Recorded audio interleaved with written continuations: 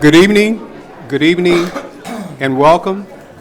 We will have our student board member, Cassandra Keeves from Poly High School, lead us in the Pledge of Allegiance. Everyone, please stand. Face the flag. Place your right hand over your heart. Ready, begin. I pledge allegiance to the flag of the United States of America and to the republic for which it stands, one nation, under God, indivisible, with liberty and justice for all. Thank you, Cassandra.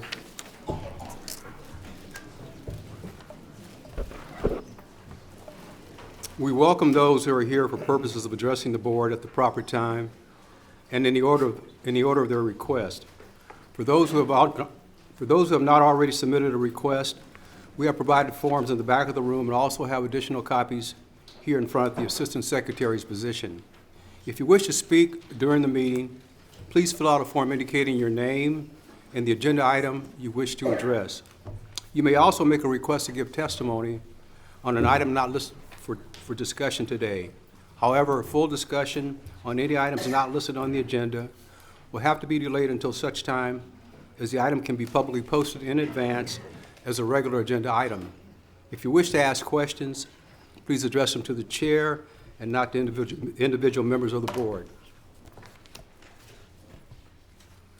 The board has been meeting in closed session regarding matters listed on today's closed session agenda and wishes to report that the board in closed session today voted to approve a settlement agreement and release of all claims in a special education matter, providing consideration, accommodations, and a release. The vote was unanimous, with all 5 members participating in the vote.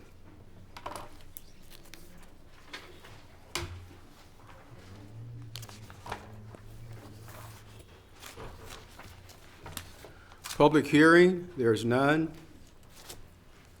Call for agenda items for separate action. Adoption of the agenda is posted. Mr. President and members of the board, this isn't not an item that needs to be, I'm not modifying the agenda, but I just want to point out something. So on your agenda, under number 25, under new business, the second item, use of school facilities after hours, is an information item, but on the fact sheet, it was listed as an action item. It is an information item, but you don't need to, it's posted correctly on the agenda, so you don't need to amend it.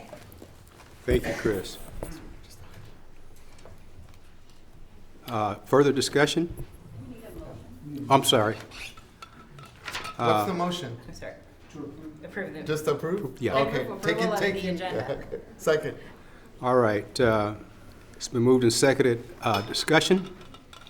All in favor? Aye. Opposed? Abstentions? The motion is approved unanimously. Approval of minutes. Move approval. Second. Second. Discussion? All in favor? Aye. Opposed? Abstentions? The motion is approved unanimously. We are at recognition of retirees, and 2 of the board members will be calling up the retirees and ask you to come to the podium, and they will read a resolution about you, and after they read the resolution, then you can come up and shake our hands if you don't have a problem with that. And so let's get started. I left mine in the car. You did? Okay, I'll start with John first. Yeah. Mr. Meyer? It's my pleasure to call up Patria D'Aliva. Thank you, Patria. Whereas Patria D'Aliva is retiring after 26 years of dedicated service to the students of the Long Beach Unified School District, and whereas she served the students of the district as a teacher, instructional aide for Head Start, and whereas she's a knowledgeable, student-focused educator who's prepared lessons designed to motivate her students using a variety of teaching techniques suitable to their needs. And whereas her love for teaching shows as she checks for understanding, follow through, and she conveys her high standards for her students, helping them to do their best. Whereas through her collaboration with colleagues, she has challenged herself to develop the professional skills that she needs to reach students and to set them on a course for more productive classroom life experiences. Now therefore, be it resolved that the Board of Education of the Long Beach Unified School District commends and expresses deep gratitude to Patria D'Oliva for her significant and lasting contributions to the education of hundreds of students.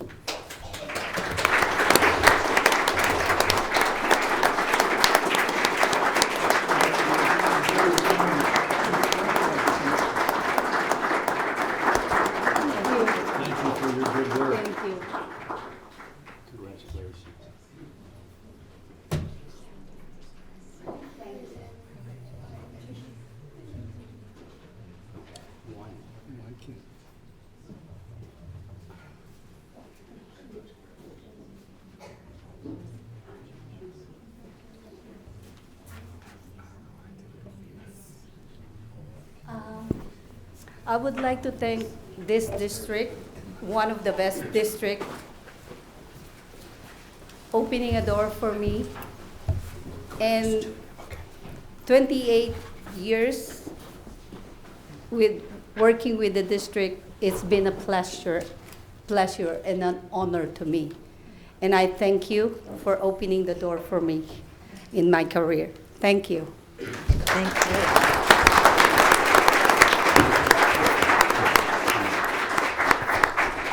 Did you have anyone you wanted to also thank or recognize that's here with you tonight?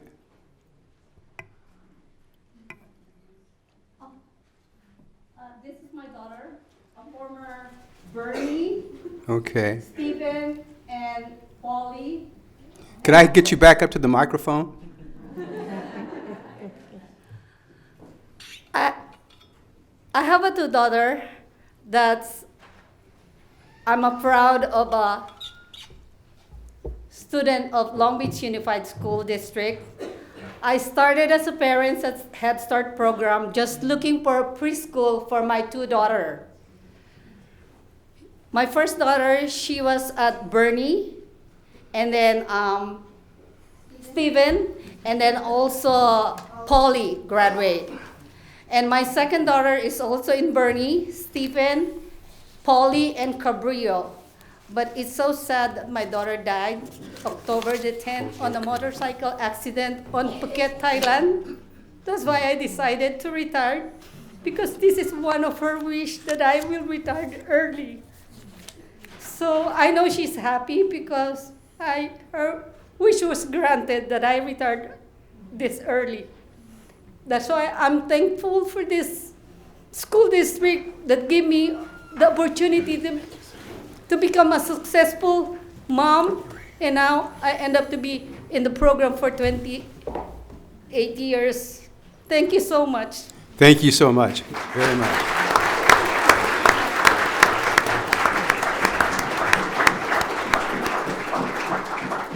Dr. Benitez? Yes, thank you. I have the honor and privilege of asking Rufina Cruz to come to the podium, please.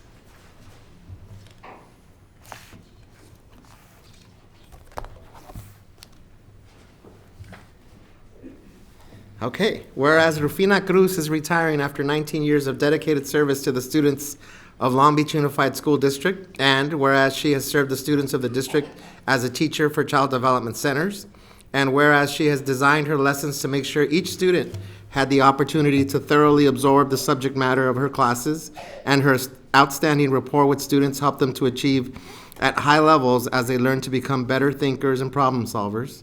And whereas she has consistently demonstrated excellence in her classroom, successfully working with families and the community to provide powerful learning opportunities for students.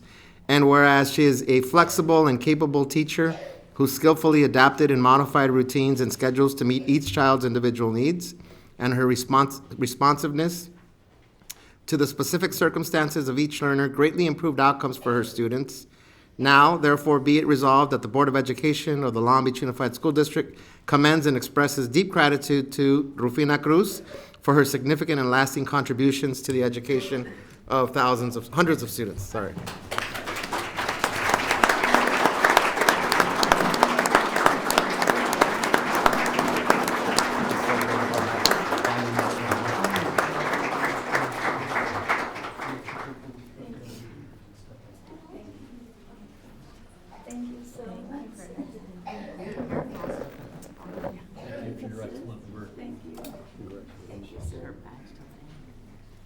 badge. I love it. Thank you so Congratulations and much. thank you.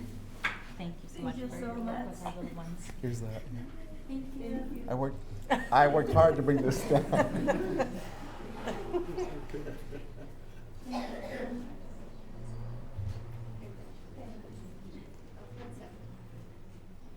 Rufina, I almost lost. Our superintendent got it for me. Thank you so much.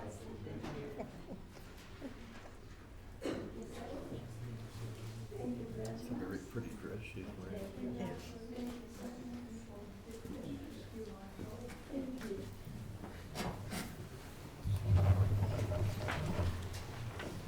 I am speechless.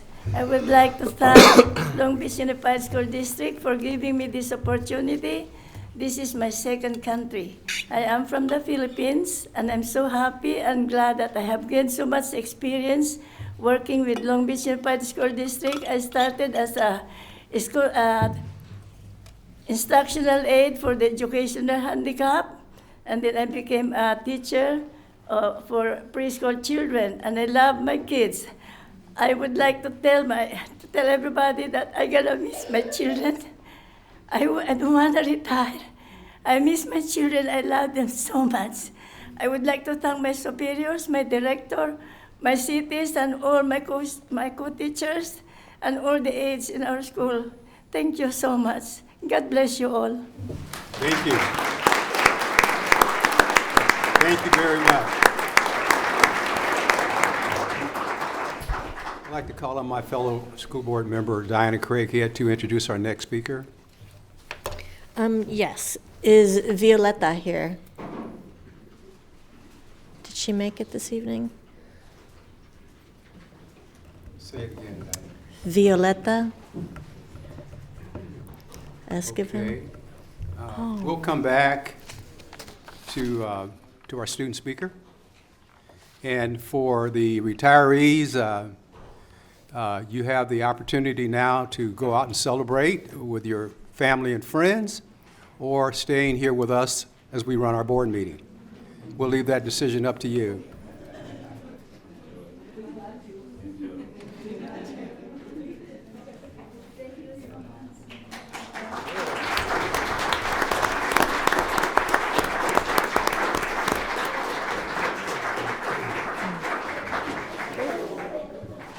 We'll have you call up again after we do get down to staff report. Okay.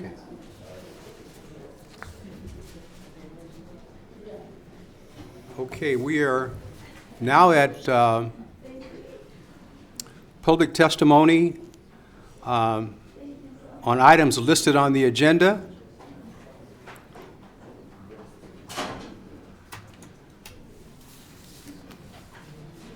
I do have a number of requests, and bear in mind, we are allowing 30 minutes in total for speakers. And in the event that we reach that limit and you do not get an opportunity to speak, you can leave your information with our board secretary. Our first speaker is Pamela Weinstein.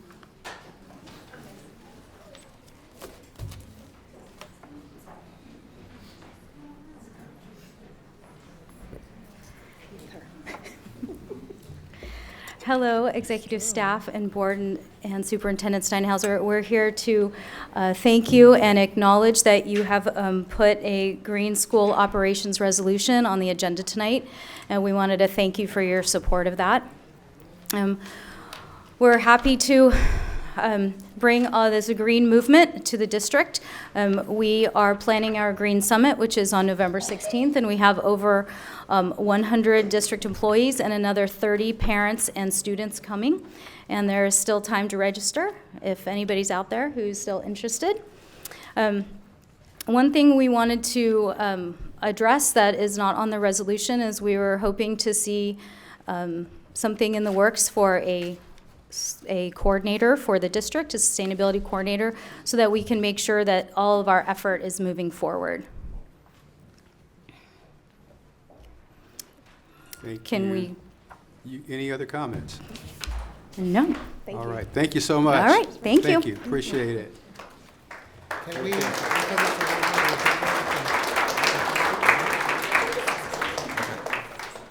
I'm going to have a little problem with this name. The last name is, I believe, is Nanda. Jyoti is my first name. Say that again? Jyoti, Jyoti. Okay, you can say it on the microphone. Yeah, Jyoti. Could I have all the Fremont supporters up here, the kids up here with me, please? Come one, come all, children, adults too. Wow. There's three or four children outside that they won't let in because of the overflow problem, but we have 4 other boys that are outside. Can we bring them in? I don't know if we can bring them in just for this minute, and then they're going to leave anyway. People traveled far and wide to be here today to show our support, our unified support. My name is Jyoti Nanda, and I'm representing a group of Fremont families for Save Our Fremont Playground. All of you know who we are. We've been bugging you incessantly, both with meetings and with emails, and we peppered you again today with lots of paperwork. But we just wanted to show you, we're here to really thank you for being willing to think outside the box, for being willing to take a risk, for being willing to hold Long Beach up as the model school district that it is, for the possibility of considering pilot projects and having Fremont be one of them, for thinking about this issue as equity. We have alums here, we have teachers here, we have people that have graduated, we have community members here. At the count of 3, if everybody up here would just do a resounding Save Our Fremont Playground, I'd really appreciate it. 1, 2, 3. Save Our Fremont Playground. We just really want to thank you and let you know that we're now in our Facebook page, 336 members strong, growing every day. We have signs all over our neighborhood. We've met with, I think, either spoken to or met with all the board members here. We've met with the chief of staff of the mayor's office. We have another meeting planned in a couple of weeks. We've reached out to our council members. We've done all the research we can possibly do that's humanly possible that we've submitted to you. We want you to know we're here to help you make this happen. So once again, thank you so much, and Save Our Fremont Playground. Thank you. Thank you very much. Thank you.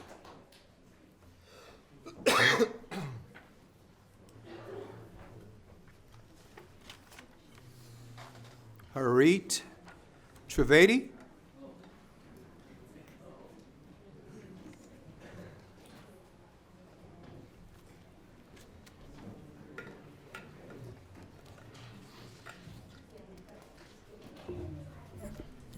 Good evening.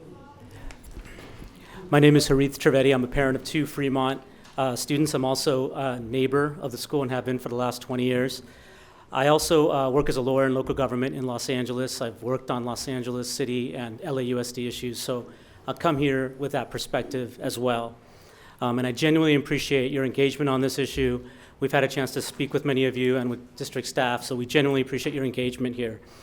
I want to offer 3 perspectives, 3 points tonight. First, I can't overemphasize the importance of community schools and the role that open playgrounds and school playgrounds create in fostering community schools. Long Beach Unified has been a shining example of a successful large school district. And I think it's largely because of its community schools, and playgrounds play an essential role of that. Community schools are hard to build and difficult and take time to maintain, but they can also erode. And that erosion takes place decision by decision. And I know from my experience with Los Angeles and LAUSD that once the bond between a community and its school and school district frays, it's very difficult, if not impossible, to restore. And we really don't want that to happen here with the school district that we care about so much. The second is a point I would like to make is from my experience, again, I work in elections in Los Angeles. I know that the support of the broader community is essential to the success of school bond measures and other funding measures. And keeping playgrounds open in the evenings and on weekends and in the summer, it goes a long way to making the community feel invested in their local school and their local school district. Parents stay engaged because their children go play in the playground even after they've graduated, and neighbors too. And so the value of this lifelong investment of the community in its local school, I can't overstate that. And especially when the district asks voters to support bond measures, it would draw from a much broader community if it has that bond between the school and its community. we're here to work with you and to work with you to help find an amicable resolution to this. I mean, my preference is to keep things as they've been for the last several decades. But there are other possibilities here that we really implore you to explore. And one of them is a shared use agreement between the district and the city and other community partners. And here, the City of LA and LBUSD may serve as a positive example. As you may know, the Rec and Parks Department in Los Angeles has entered into an umbrella agreement to keep school playgrounds opened on weekends and holidays. I urge your staff to look into that agreement. It could serve as a model here. And it's a place where we can build to have playgrounds available to all children in the district on an equitable basis. I ask you to direct your staff to aggressively pursue this and to come back with a report back on that in a timely fashion. Lastly, I just want to finish up by saying we understand that there's costs associated and burdens associated with this. We are here to help to resolve those burdens and bear those costs with you. I ask you to examine them closely and make sure they're measured accurately if they're presented to you. But there are partners there that will help bear those costs with you, and we stand ready to be those partners with you. Thank you. Thank you. Thank you very much.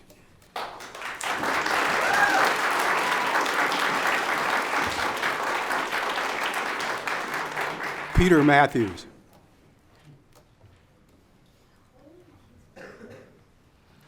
Hello, Peter. Hello. Good to see you, friends, board members. Thank you so much for having me here for a few minutes to say something for our children. My daughter, Paige, is 8 years old. She attended Fremont for 3 years. My wife, LaToya Baker Matthews, actually headed up the science committee and did a lot of volunteer work as a parent. I'm a professor of political science at Cypress College myself. And to me, education is extremely valuable because my parents were both educators as well. So thank you for being the school board members. But at this point, it's a critical moment in our time, and we've got to keep this playground open because the play is what develops the child's brain. Their psychological and emotional development is so important. And my children, my daughter, my one child, we used to go to that Playmart since she was a little baby when I was pushing her in the little baby carriage. And not only that, we met so many parents in the neighborhood. We got along so well. I made new friends. She made new friends. Many play dates were born at that moment. And this happened for the last 8 years. So we really beg you to keep it open. We plead with you because it's not a matter of security. You mentioned school shootings and the fear of violence, but most of those things occur during the day, and God forbid it ever happens to our children. But there's never been a school shooting after school or on the weekend, as far as I know. And I would like to say, when I was in Cambridge, England, as a semester abroad professor for Cyprus, I saw the Cambridge Brownfield Youth Center, in which they kept the place open at least 10 hours on the weekends and about 8 hours after school. And they had programs like computer programming, fashion design, fashion merchandising for all age children, mentoring programs. We need that in America. Youth centers all over the country and all over our state and our city. For that, we have to have federal money for that. But right now, the best thing you folks can do so well is to please keep the gate open and at least let the parents come in and have a great time with their children there. Because I just love this community, and we've been a part of it for over almost 30 years now, and we'd like to always remain a part of it. And thank you so much for what you're doing. Appreciate it. Thank you.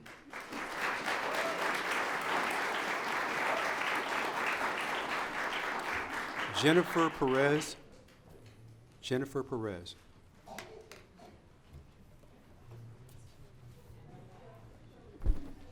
Good evening. Thank you for having us on the agenda this evening. According to the parksforcalifornia.org, the state of California uses the half-mile metric to help ensure that California residents live within a walking distance to a park or open space, such as our beloved Fremont playground. A recent state survey resulted in 24% of Californians, nearly 9 million people, live over that half-mile point from a park or open space. As Harit mentioned before, the City of LA used the same metric in their 2019 Green New Deal sustainability plan to ensure all Angelenos live within a half-mile radius of a park. They're with a goal of 65% by 2025, 75% by 2035, 100% by 2050. Also using 25 existing school playgrounds as open space in joint use agreements between the City of LA and the LAUSD as part of this effort.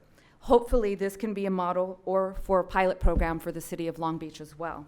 According to our map provided in the handouts, we have a lot of handouts, graphs and maps in the handouts. Fremont Elementary is outside of that half-mile radius. In addition, if you look at the handout titled Local Park Amenities, you will see that our playground provides many more options for play than the parks nearby. The options do not compare. Fremont also allows for play across all age groups. If you also look at the handout titled "A Park That Serves All Ages." If you look at the graphs, the circular graphs provided in the handouts, this is considering daylight hours of usage. If the playground remains open after school and on weekends as it has been, there will be 60% community play within that time frame. If the playground is open only on weekends, there'll be 29% community play. If the playground remains fully closed, play will only happen 11% of the time for in-school play hours during lunch, recess, and approximately an hour after school. Our kids at Fremont at that point will only be allowed to play on their playground 11% of the time. The rest of our community will have 0% playtime or community time with one another. Personally, I grew up in the inner city of Southwest Detroit, and our closest park or open space was 1.5 miles away and riddled with crime. One positive aspect of that area was the community. Neighbors watched out for each other and took care of one another, much like our beloved community in Belmont Heights. My husband and I purchased in this neighborhood purposefully in 2004 because Long Beach has a reputation of being a full-blown city with our downtown and distinct neighborhoods, but also known for having a small town feel because you get to know your neighbors. Fremont has been a hub for families in the neighborhood to meet, to get to know one another, to have play dates, and to build this wonderful community we call home. It would be a tragedy to lose this piece. Oh, sorry. Anyways, I will say and end as Harit did. As a group, we are willing and ready to help in any way that we can, whether through its joint use agreements, working with other nonprofits, whatever it takes to help have a safe school, to help support our maintenance staff at the school, because I know that's a concern as well. We're here and we're open and we will fight. So we hope that you really take this into consideration, and we thank you for your time. Thank you very much.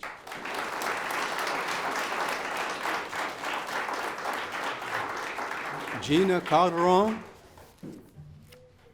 Gina Calderon?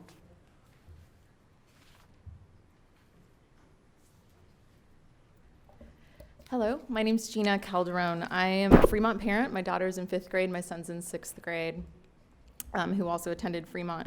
I am a physical therapist, and I have owned my studio for 15 years, and I specialize in helping people understand the emotional root of their physical pain. So after watching people be in pain for so long, all these adults, and having my children, I thought it would be a good idea to swing the pendulum the other way and set children's bodies up for success. So when my son and my daughter were in kindergarten and 1st grade, I conducted an experiment in their classroom called Project Brain Core. And what I did was I gave 7 different motor skills, such as jump roping, skipping, side braid walking, abdominal curl up. And we tested about 27 kids, and I went through all of them, took about 3 days to go through the kids. We came up with 2 children that were struggling the most with the movements, the coordination, the balance, the strength. Went over to the teacher and I said, here are the 2 kids that are struggling the most. And she's like, get out of here. They're the ones having the most problems with recognizing letters, sight words, all that kind of stuff. And so I was like, there's something to this. I took a team, we went in once a week and we worked with these kids. After 30 years of her teaching, she said it was the first year she never had held back a kindergartner. And there's something to the body, and there's a brain connection. There's the left hemisphere, the right hemisphere. The left is all about phonics, the right is about memory. If we're only pulling from one side of the brain, our bodies become disconnected. We need this equipment open. I suggested to all the children, have your parents come here, and you need to do body homework. You gotta do body homework. Certain kids, you give them a book, they can't read it. But if you connect those hemispheres of the brain with certain exercises, all of a sudden they have the confidence that they can. And that is really, really important. And the connections that they made, the movements, it decreases anxiety and unwanted diagnosis, misdiagnosis is ADD, all different kinds of inattention problems. And I have children that come to my studio and I think they're wrongly diagnosed, and really what they have are, or what they are in need of, is to express their bodies. And an open playground will allow more children to practice. So maybe when they're at school, they don't want to because they know they're not good at it. but during the evenings and weekends and holidays, it's something that they can do. Thank you so much. Thank you very much.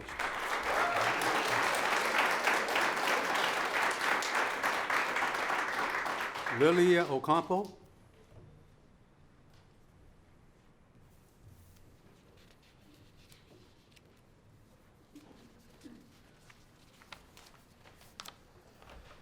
Hi, my name is Lilia Ocampo, and I want to ask you to keep playgrounds open.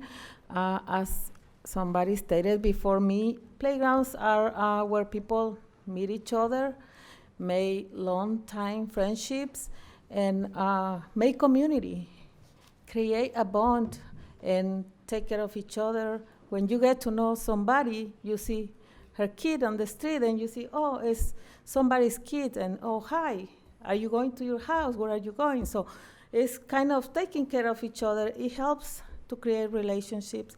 It helps sometimes parents that have to work after long hours, and their kids have a place to stay and play, and somehow be safe, being watched for the same neighbors, and so that's why I think it's a good reason to keep playgrounds open. Thank you. Thank you, Lilia.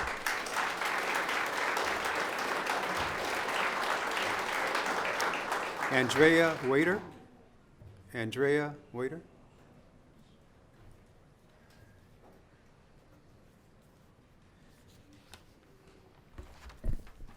Hi, my name's Andrea Waiter. I am the mother of a third grader at Fremont Elementary. I'm also Fremont PTA president. Thank you to the school board and Superintendent Steinhauser for giving us the opportunity to speak with you today. I came prepared with a whole bunch of position statements from National PTA to read to you, and then I decided in the parking lot that I'm going to speak from my heart, I think, is going to be the best way for me to handle this. I will, however, read a position statement about school facilities. The National PTA believes the school environment significantly impacts students' academic achievement. National PTA affirms that adequate school facilities are not only crucial to the success of our nation's public schools, but they are also a reflection of and resource for the communities in which they are located. Since school facilities are a capital asset constituting a large investment of public funds, the National PTA desires that all school facilities encourage community utilization and involvement. National PTA stresses the importance of open communication within school districts. The National PTA encourages administrators, educators, parents, students, and community leaders to work together with their architects to design new or renovated facilities that are tailored to meet their specific needs. A child's growth and well-being are the first concern of the National PTA. The National PTA reaffirms its intention of working with all public school groups in an effort to serve the best interest of all children and youth. As a parent and as a PTA president, I believe giving all children the best childhood we can offer them, which includes safe, open spaces to play, is in their very best interest and ours. We already know there is a direct correlation to outside play and playground use to a child's growth, development, and well-being. I would like to leave you with this. What started with a letter home a few weeks ago and the tsunami of reactions that followed from the Fremont community has evolved into a much deeper understanding of what all Long Beach children, families, schools, and communities are currently experiencing with the closure of campuses district-wide. Together, we can do better. We cannot make decisions based on what's most convenient for adults. We are here today to help find creative solutions and build a pilot program that will keep safe, open play spaces available to all Long Beach children, families, and communities to use outside of school hours. Thank you for your time, effort, and consideration. Thank you very much.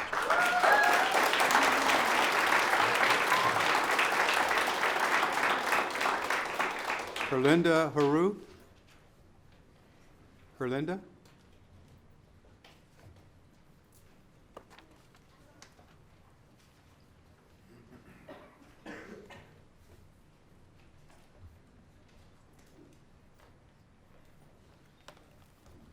Buenas tardes, mi nombre es Erlinda, vivo cerca de la escuela Edison y Chávez y tengo 4 hijos y me gustaría que mantengan abiertos el patio de juegos de las escuelas.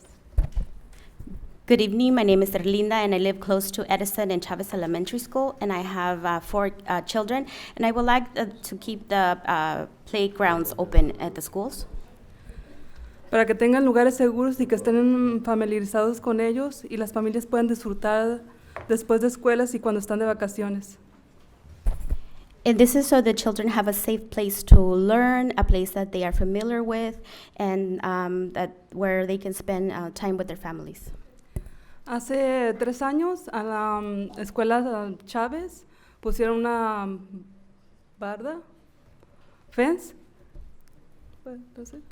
So 3 years ago at Chavez, a fence was installed.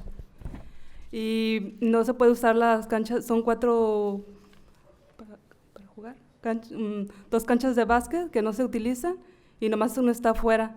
Y me gustaría que estuviera abierta los fines de semana y en vacaciones.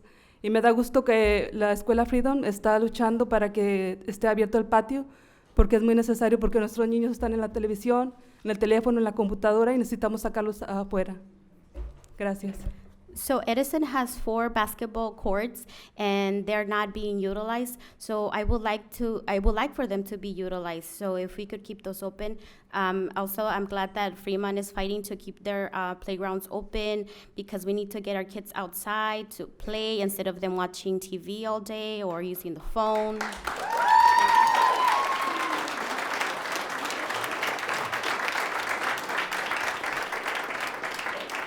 Thank you. Noaki Schwartz.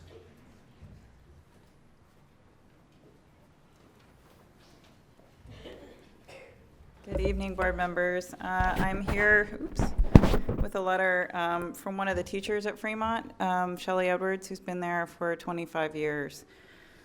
A few weeks ago, I was at school on the weekend.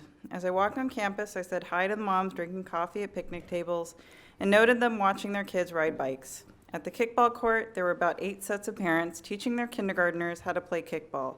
It wasn't a birthday party or anything special. It was just some Fremont families getting together and having fun with their kids and their newly found friends. At the basketball court, a game was in full swing. The players were former Fremont students who had long since promoted from elementary school, yet here they were, home from college, shooting hoops. This is the ordinary rhythm of our after-hours campus, a home away from home, a familiar place to be, and a place where friends can be found. The open community space that Fremont campus offers is what we've always known at our school. It defines where we live and will be part of our children's memories when they think about growing up. There's no argument that everyone wants a safe campus, and the locked gates during business hours is a fair and reasonable safeguard for this. But to lock everything down, to shut everyone out, feels incredibly reactionary and unfair. The unilateral lockdown of school property across Long Beach simply doesn't make sense, especially in communities like ours, where the school grounds serve as the heartbeat of the community and a place for all to gather. The idea of a pilot program for an open campus after hours is a credible suggestion. Historically, Fremont has been thought of as a family campus. We have outstanding parent involvement. Our PTA works tirelessly to keep our school growing as a learning community. Our former Fremont families were diligent in bringing the science and computer labs to our school, and for many years, they fully funded them as well. Additionally, parents rallied to bring the GATE program to the 4th and 5th grades. PTA continues to fundraise all year round to provide funds for field trips, the Meet the Masters art program, and performance art programs that we are privileged to take part in. Today's parents and teachers, however, are facing a new challenge. We are rallying for a different purpose. We stand together with a plea to keep our campus open. I've never questioned the notion that one of the fundamental rights of being a child was to simply play outside and run in an open space. It feels like an alternate reality that we are fighting for this simple joy of childhood. Please keep our playground open. Sincerely, Shelley Edwards, 5th grade teacher, Fremont Elementary. Thank you. Thank you.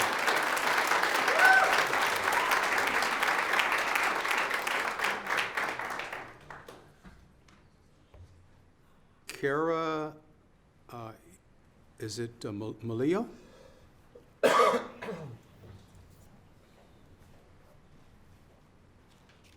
Good evening, Board of Education and Mr. Steinhauser. Thank you so much for giving us this forum tonight.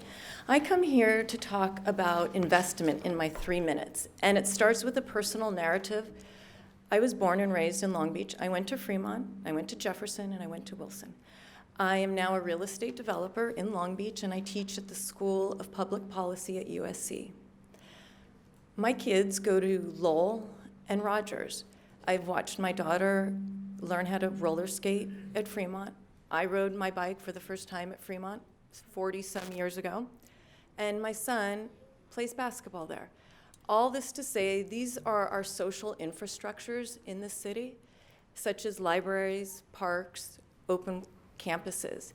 If we don't invest now, how can I expect my son and daughter to raise their family and invest in the city? It is so important to not think of our short-term goals, but our long-term goals. I am such a proponent of Long Beach. Clearly, my investment is, I would say, off the charts. I cannot believe that my kids are going to the same schools that I was raised at, and I am so proud that they are still thinking that they may want to raise a family in Long Beach. So that's all I have to say, is that I am not a parent of Fremont, I am a student of Fremont, and I really hope that you think about these ideas of connectivity.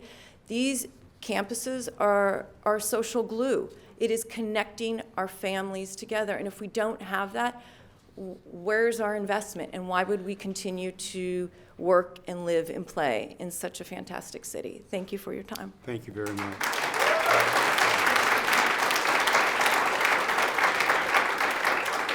Michael Stewart. Michael Stewart.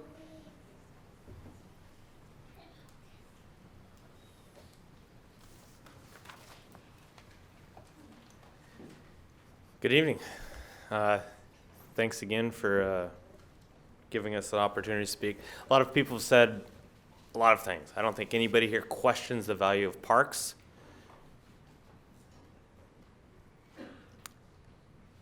The optics of this is tough for me to understand. I'm a taxpayer. These are public lands, and I see bond money that's potentially being used to close off access to a park. This park creates community. It's being used actively as community. Don't get me wrong, you guys have an extremely hard job.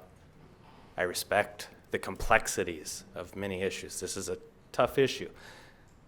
But the world is complex. Putting a fence around a school because of perceived dangers is like putting your head in the sand.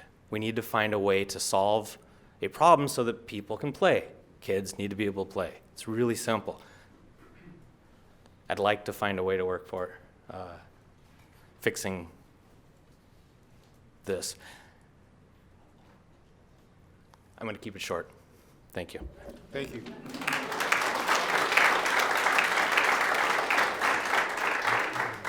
Larissa Stowe Norman.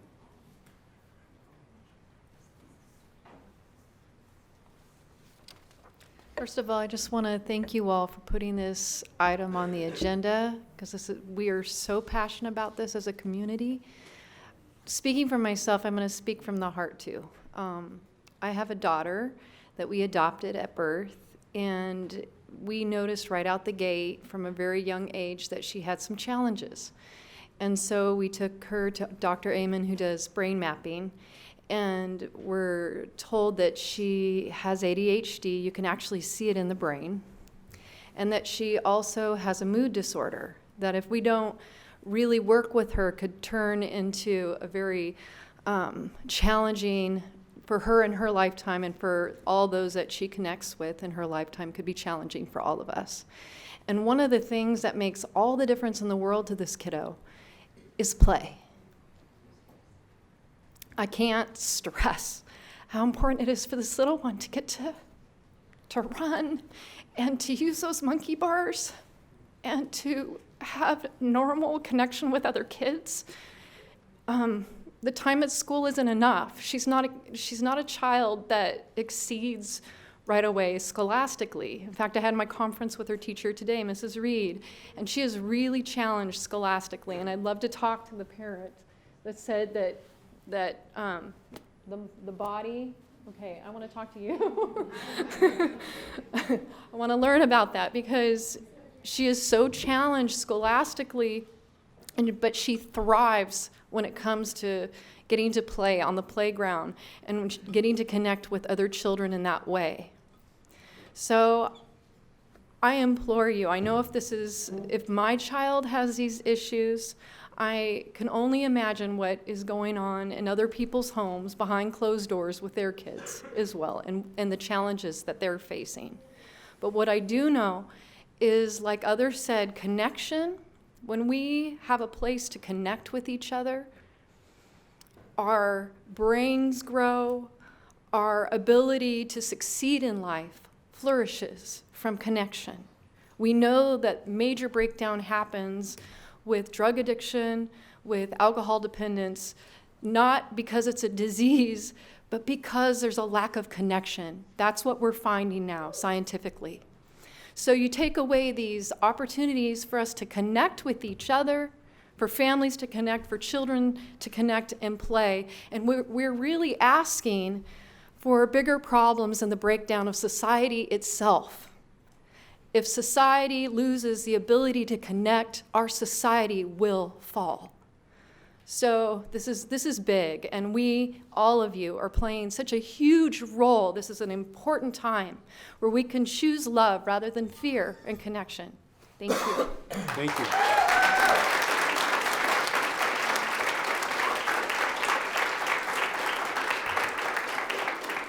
Trevor Dresner? Okay. Let me get this one to the council person. Okay, go ahead. Good evening, ladies and gentlemen. I'm Trevor Davis Chesney, Fremont class of 2014. Here you have a whole group of people here for one reason. Rarely has society ever been in a scenario where people of all different races, viewpoints, and identities all agreed on one thing. However, this is one of those cases. We are all here discussing the closing of a harmless public space near and dear to my heart. Me, alongside my childhood friend, whom I met on the Fremont grounds over a decade ago, have come to understand why the city has closed a place vital to the community. Fremont was my second home for my entire childhood. The day I walked by it coming home from Wilson and saw it locked up nearly brought a tear to my eye. I began reminiscing about my memories, learning to bike, skateboarding, running, playing basketball, and playing hide and seek with my dad when I was 3 or 4 years old. This loving, harmless place brought the community together. People of all types come on the weekends for so many different reasons. I knew that at the end of my longest, roughest days, I had Fremont to go to shoot hoops or even just look at the stars on the grass. It puts a hole in my heart knowing that the coming generations of kids won't get to experience the gift Fremont brings to the city of Long Beach. But I'm not giving up, or else I wouldn't be here. I ask you, school board, why? Why are we closing up a place that generations before me have lived their childhoods on? Why are we putting a hole in our community? Why are you taking away a place so near and dear to my family, my friends, and my heart? I really advise you guys to reconsider. Thank you so much. Have a good night. Thank you.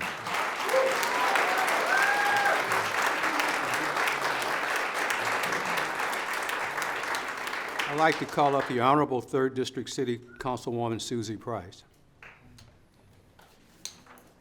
Thank you, members of the board, and Dr. Williams, Superintendent Steinhauser. Thank you very much for allowing me and us the opportunity to address you tonight. I want to start by saying that I'm incredibly grateful for your service on this board. I've been a Long Beach Unified School District parent for over a decade now and still going. And many of you know me, and you know me personally, and you know me as an elected official, and you know that in the 5 years that I've been in office, I have never once come to this board and asked for anything from you.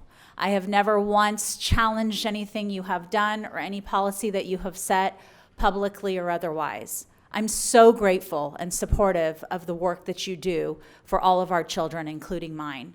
And I have the unique privilege to have John Meyer as our representative, my neighbor. I see him regularly walking his dog, and he will tell you, I never stop him on the street and say, what about this policy or that? And I have the engagement and the ear of Megan Kerr as someone with whom I've had a lot of dialogue over the years about things here and there. But I respect our jurisdictional boundaries, very much so. I'm committed to it, and I stand here in a support position to all of you. But I want you to know that Fremont is a little bit different than the other schools in the 3rd District. My children, Lowell, Rogers, and Wilson, and all of those schools are very close to open public spaces. I taught my kids, both of my boys, how to ride their bikes in the playground at Lowell before that playground was closed on the weekends. I have gone there on occasion and seen kids climb their fences, my children may have been involved, to play basketball in the playground. So I know that the need is there. Fremont doesn't have as ready access to open spaces as some of the other schools in my district. Kettering, Mann, those are the elementary schools that are in my district that are, Lowell, of course, Naples, have a lot of access to open space. Fremont borders a very busy, increasingly busy business corridor that is becoming more and more popular. And it's just not an area that's conducive to kids running around and playing on the street. I know that the decision before you is a difficult one. I'll tell you tonight, I very much enjoy being on this side of the dais than on that side of the dais. I know the various things that you have to consider, but I stand here before you as a member of the City Council to say that if there is a partnership opportunity available that's creative in nature, that can be deployed as a pilot program using Fremont as an example, perhaps it can set forth some policies for schools throughout the district. And I stand here as a member of the council, and I know I speak for all of my colleagues to say we want to support open access, open space programs for children. And I know that if there's a partnership, and if we can afford it, we will all be very supportive of having a partnership with you, continuing the partnerships we've had with you for decades and generations, and allowing that to be a pilot in Fremont. So I stand here sharing with you, please don't rule out any options. Allow the city to help facilitate a solution for this problem, and together I think we can find a way to make this a very successful pilot that we can deploy elsewhere. And I don't think we need to make any changes to the schools in the 3rd District already that are closed on the weekends, because like I said, they have open access, and as a parent of those schools, I can tell you we have adjusted to the closure of those schools on the weekend. So we don't need to go back and make any changes to the closures. Let's just talk about the school that we have open and figure out how to keep that one open. Thank you. Thank you, Councilwoman.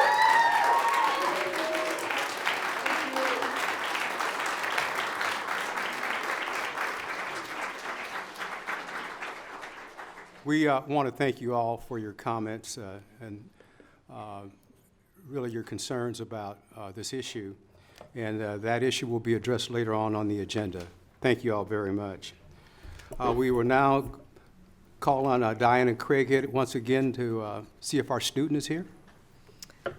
Yes, I've been waiting for Violetta. Is she? I don't know if she came in. Okay. I don't think she did. Mr. President, if I may, we always, of course, welcome adults to our meetings, but I want to particularly thank the students who took time away from dinner and studying to be here tonight. So it's always great to have you participate, and thanks again for coming. Thank you, John. We are now at staff report. There are none. We will go into public testimony. Oh, she's here. Okay. Before you speak, we're going to be introduced by our board member, Diana Craighead. Oh, I'm glad you're here. I'd like to introduce our Jefferson student. This is Violetta. She is a 13-year-old Latinx spoken word artist. She is a published poet who uses her words to cope with stresses in her life and advocate for humanity. Violetta speaks on climate change, Latinx girl power, immigration reform, and DACA. And the poem that she'll be sharing with us today was recently published in a piece by CNN Opinion's Jane Carr. So Violetta, I will let you share with us your poem. So this poem is dedicated to those who were affected by guns, and it's titled Generation Lockdown. Who would have thought sanctuaries would no longer be safe? Even churches, schools, safe spaces are lost. We've become Generation Lockdown. I was in first grade when the Sandy Hook school shooting happened. That day, 27 young lives were taken. That week, my school put up an iron gate. As our parents dropped us off, we'd say goodbye through thick crimson bars that looked just like a cell door. That week, parents all over America were reminded that life is as short as a moth's wing, and fear as commonplace as dishes in the sink. February 14th, 2018, I'm in 6th grade when Valentine's was not the same. Our hearts were broken that day when 17 students in Parkland lost their lives to senseless gun violence. That year, we marched for our lives. That week, our school got a full-time armed security guard. America never gets to heal when our wounds reopen again and again. There have been more mass shootings in 2019 than there have been days in this year. For now, I'll just lock down my heart. I don't want to prepare for the next bullet.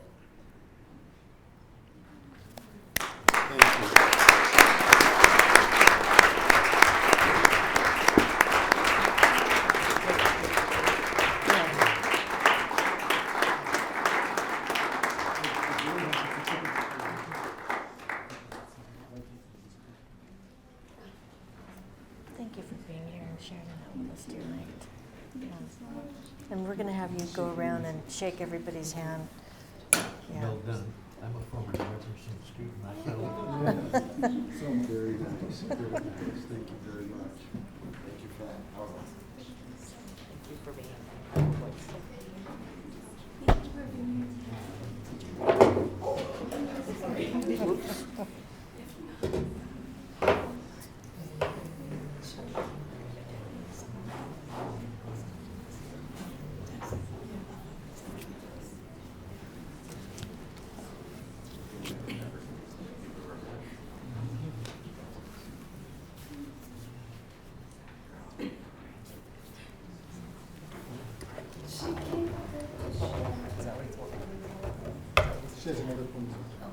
Oh, okay.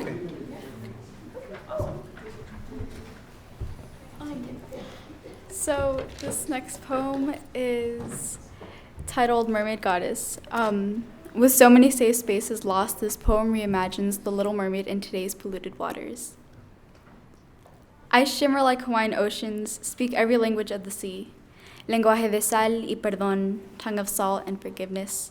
I've got gadgets and gizmos aplenty, sunken treasures of trumpets and pearls, a sacred coral necklace on the brink of extinction because of rising temperatures. I have long dark hair that goes past my shoulders, glows with sun-kissed copper highlights. But remember, mermaid hair don't care. Mermaids got bigger fish to fry. Mermaid goddesses know that climate change is real. As our oceans spike a fever from the northeast Atlantic to the western Pacific, waves and worries increase, kelp forests dying, plankton poison, leaving nothing left to snack on. Don't underestimate the bottom feeders, for they are critical to life in the ocean. I've got who's its and what's its galore, 13 million tons of plastic, cigarette butts polluting our waters, straws blocking the airway of sea turtles, bags 100 billion used per year, choking our whales, seals, and dolphins. Global warming gentrifying coral reefs no longer red like the tides of our demise, displacing our homes. Mermaid goddesses don't care who you love as long as you're happy. Snails or whales, starfish and sawfish, all of them deserve to be loved, all of them endangered species. So much at stake with all that you take, my voice is 13 times stronger than the fake tan men who won't reduce greenhouse gas emissions. Mermaid goddesses don't lock mer children in abandoned caves to the depths of the ocean's sorrow. Dear Chiquita mermaids, be careful when you ride the waves of the future. Remember your beauty on the inside, your compassion for the climate, hope for your home. Have no fear of depth as rising sea levels become the new normal. Little ones, use your voice. Keep our home healthy. I've got gadgets and gizmos aplenty. I've got who's its and what's its galore. You want thingamabobs? I've got 20. But who cares? No big deal. I want more. Please, don't call me Little Mermaid. Unlike Ariel, I would never give up my voice for a man.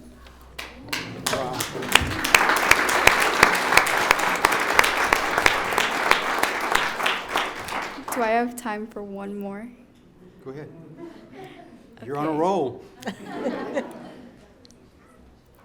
This poem is dedicated to mi gente, or those who don't understand how immigration affects a child. It's titled, I Faked a Smile. I faked a smile. Kids do it all the time without being told. They call Los Angeles a sanctuary city. But one day, there was a harsh knock on my door. It pounded and shook our tiny studio apartment. There they were, 5 or 6 policemen, green vests, letters ICE stitched across their backs. ICE, Immigration and Custom Enforcement. La Migra, guns and unmarked black card just like the movies. At the door, they asked for someone else, a different guy, different name. My mom says, he doesn't live here. We don't know him. Ma'am, can you let us confirm this? They asked in their serious voice. My mom and I held hands, crying in the middle of the street. I never knew how long and deep my street was until this day. At school, we are scared. My friends and I live in fear. How can we learn common core when the core of our hearts are breaking? I cannot imagine my life without him. He is my stepfather. I call him Beto. To me, he is el chavo del ocho, el loco, el gordito, el Beethoven, el que se cree muy, tú sabes. But now he is known as A205712204. A stands for alien, belonging to a foreign country or nation, an illegal alien. He was taken away early that morning for an unpaid parking ticket from 2006. No time left, we did not say goodbye. I held back the tears all day and I faked a smile. Now when I visit him, he wears a lime green jumper. My hand is small, his is big. The glass is cold between our hands. When families are torn apart by borders and laws, it hurts. When you take our people away, it hurts. I have a question for you, Mr. President. Una pregunta. In addition to corn, dairy, labor, and música, why can't we start to export education, love, compassion, solutions, educación, amor, soluciones, like a plus sign that adds to, instead of a division line, complicated and long? Why can't the border be a line of love? Thank you.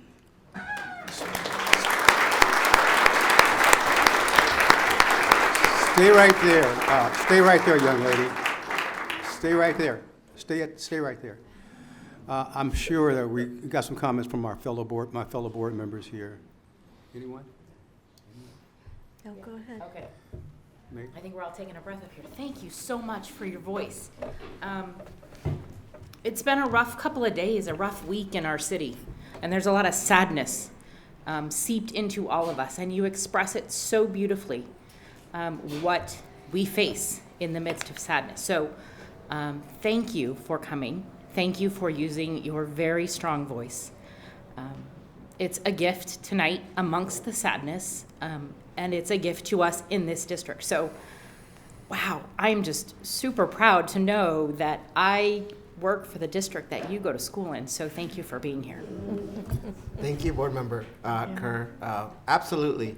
When I get home tonight, I'm going to show this to the video from tonight to my daughter. I think we should show this at every school to all students. But I think just as important as that, one of the references that Board Member Kerr, it's that this is what you get from a high quality public education, right? This is the product to everyone watching. We may not always get it right, but hey, it'll come out through your art when we don't get it right. So this is also a set of tools and resources to impact decision making. So it's not art for art's sake here. It's a very politicized expression. So felicidades. Gracias. Thank you for that. You know, I have to say, I did write poetry in the 6th grade, but it wasn't as good as yours. But what a tremendous talent you have, and I hope you cultivate that talent and carry it forward. It's really fantastic. Amazing, amazing work. Yeah. Well, thank you. You bring pride to yourself, your family, our community, our district, and to Jefferson Middle School. Thank you very much. I just want to thank you for being here and sharing your gift with all of us. I think I speak for everybody when I say that we look forward to what your future holds. I want you to come back in a couple of years, let us know what's happening. Your future is very bright. So thank you for being here. Thank you so much. Thank you. All right.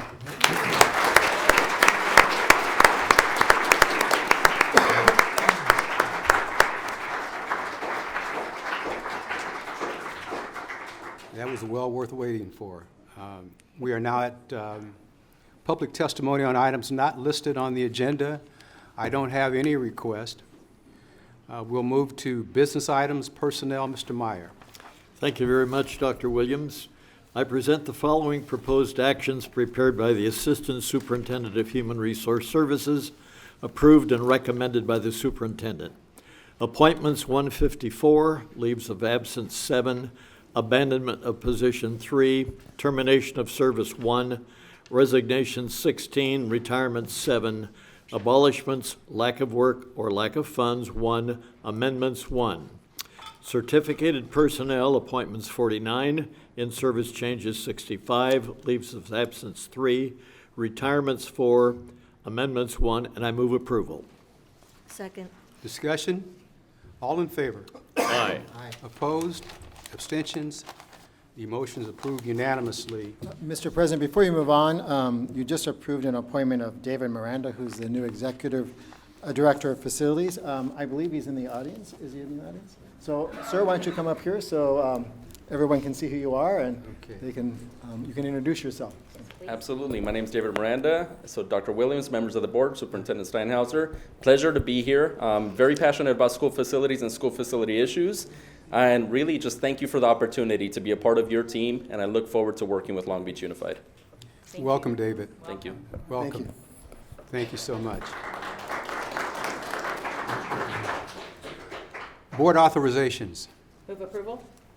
Second. Discussion. Yes.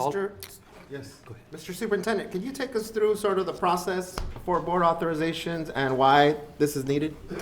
Yeah, I'm going to give it to Mrs. Ashley because she's done this for many years, and Mr. Zaid can follow up too. So board authorizations are, this is a routine recommendation for the board for our teachers with full credentials to allow them to teach another subject area. So for middle school teachers, we ask that they complete 12 semester units in a particular subject so that they are authorized to do that. And then for high school, they need 18 semester units. So for today, we have 215 teachers who we would like to ask for your action on and approval. So this is something that comes to board every single year, so it's very routine. So it's not necessarily because we have a shortage of teachers in those subject areas? Correct. Okay. Correct. Okay. Yeah. Further discussion? All in favor? Aye. Opposed? Abstentions? The motion is approved unanimously. Coaching assignment. Move approval. Second. Discussion. Go ahead, I took the last one. Thanks. I just want to acknowledge this list of coaches, some of whom I'm personally familiar with, some of whom coached my own children through this system, because we know that coaching isn't just they punch their card and show up at practice and show up at a game and move on, that for many of our students, sports and athletics can be the reason they go to school that day.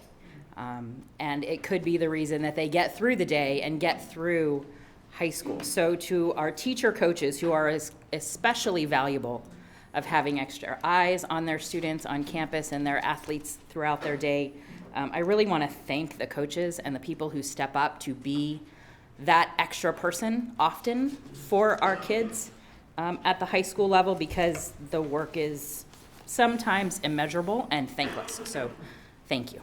Thank you, Megan. Further discussion? All in favor? Aye. Aye. Opposed? Abstentions?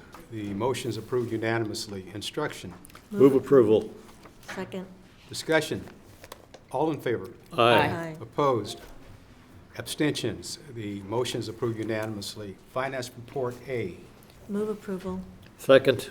Discussion? All in favor? Aye. Opposed? Abstentions? The motion is approved unanimously. Finance report B. Move approval. Second. Discussion. Yes, Mr. Chair, I recuse myself from participation in Finance Report B on the consent calendar. I have a potential financial interest under Government Code 1091 and 87100. My husband works for a subcontractor who has done work for the payees.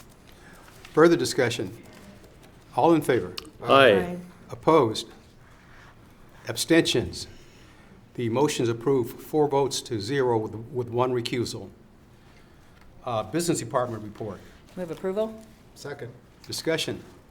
All in favor? Aye. Opposed? Abstentions? The motion is approved unanimously. Purchasing and contract reports. Move approval. Second. Discussion.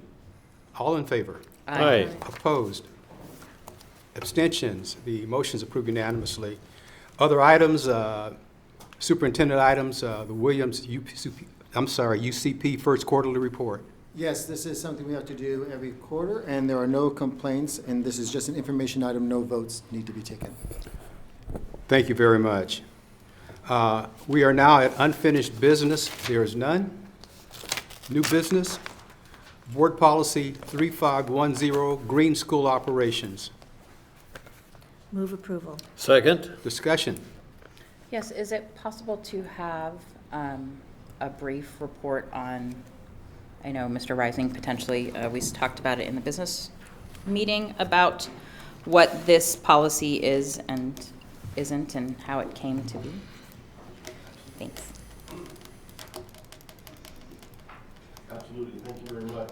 So, President Williams, board members, and Superintendent Steinhauser. So today what we're presented with is a collaborative process where we've met with various different green teams that's been led by a lot of our folks at Rogers, some of the folks that were speaking just earlier today, to really develop a policy that we feel is sustainable as we move forward for programs and practices that we can implement across the district that really work with a lot of our existing processes, so it becomes sustainable in the way that we address the different operational aspects of the district. We pulled together teams and we collaborated with the various different groups, from our transportation department that does a lot of our waste hauling, to our operations department who affects the cleaning and services that we provide at the school site, as well as looking at it from a maintenance operations standpoint as well too. So we're very happy to bring this forward as a point where we can start and sustain moving forward as we develop a sustainability plan. I guess that's too many sustains in one sentence, but we're very proud of this, and we think it's a good model as we move forward. And I would just add that what this is really sending a message to the greater community that the district is committed to green policies, yes, and that it's a journey, and that we, as Alan has said, that we're going to be building upon processes. You heard that the policy doesn't talk about a sustainable director. You don't put personnel in policies. That would be a discussion that you would discuss in the budget development later in the year. But it is, as you've heard, we're having the Green Summit. There's going to be an award program that similar to the one that we have for our career pathways in our schools. So this is really a great foundation to build upon for the future, and that other districts hopefully would follow suit. Great. Thank you. My questions are around the point that you just made, Mr. Superintendent. As many of us know, policies are very broad in nature. So as with other policies that we've considered and passed, I would just ask to be updated on an ongoing basis, particularly in areas like the budget, right, where it comes back to us for those conversations, whether it be considerations for a sustainability coordinator and or resources that are needed to implement some of these other things in the policy itself. I think from a similar perspective, some of these are more strategic, right, and our district is and can continue to be a leader in these areas. So I think it's also important for me to highlight those specific areas that we're advancing. We have the summit this month, but also as a point of information for our board, that we have best practices in place, that some of this maybe were things that we were already doing that just weren't aligned with a particular strategy and or area that our policy considers. And because it is broken up into different areas, I guess part of this would be for me, sort of what would be most beneficial to us as a board to get reported back on, given that there's a lot of moving parts to a policy like this. We can do like we do with on our academic side of the house, the board workshops, and break it into chunks for you. Yeah, that'd be great. That'd be great. I want to thank everyone that was involved, including you, Alan, and of course our folks from Rogers, because they've been working on many of these components for a long, long time, right? So this was made possible because of the various presentations that they've made at board meetings, the communications with us. So just very appreciative of everyone that was a part of moving this forward, and I'm looking forward to implementing and upholding this policy. And I'll just echo some of that. And I appreciate that you using the phrase, this is a great place to start, that we know that this solidifies and makes public some of the practices that we've been doing for a long time, some of the ones that are fairly new, and want to echo the thanks of those who have started this movement. I especially want to call out Kim Peterson and Kathy Procopio and Heather Morrison. I was cleaning my garage last weekend and I came upon our green team procedure book that we came up with in 2010, and the work that was done in formation of the Green Schools Award, the first one in 2012. So knowing that there have been multiple generations of parents who have wanted to see this work done, and some of these practices are the ones that were started back then by kind of those rogue parents who came to these meetings to do this work. So I want to thank those who have been doing this for a long time, those who continue to do it and who push us to do it better. And agree, this is a great place to start, and we'll continue to keep an eye on it, and you'll continue to push us to do better, and we'll work together. Thank you. Further discussion? I would just add one more thing. I want to be mindful of Councilmember Price's comments. Is the council member still in the? No, she's a okay. she's in the meeting. Is any staff here? Okay. I don't think so. I can say whatever I want. I think this gives us another opportunity to work very closely with our city, right? We have a climate action plan that our city is also trying to advance.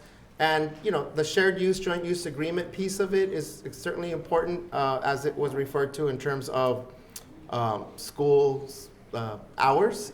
But I think there are other areas, right, in terms of the waste reduction piece, in terms of sort of shared practices that we can move forward on together. So just another opportunity here to work closely with our city.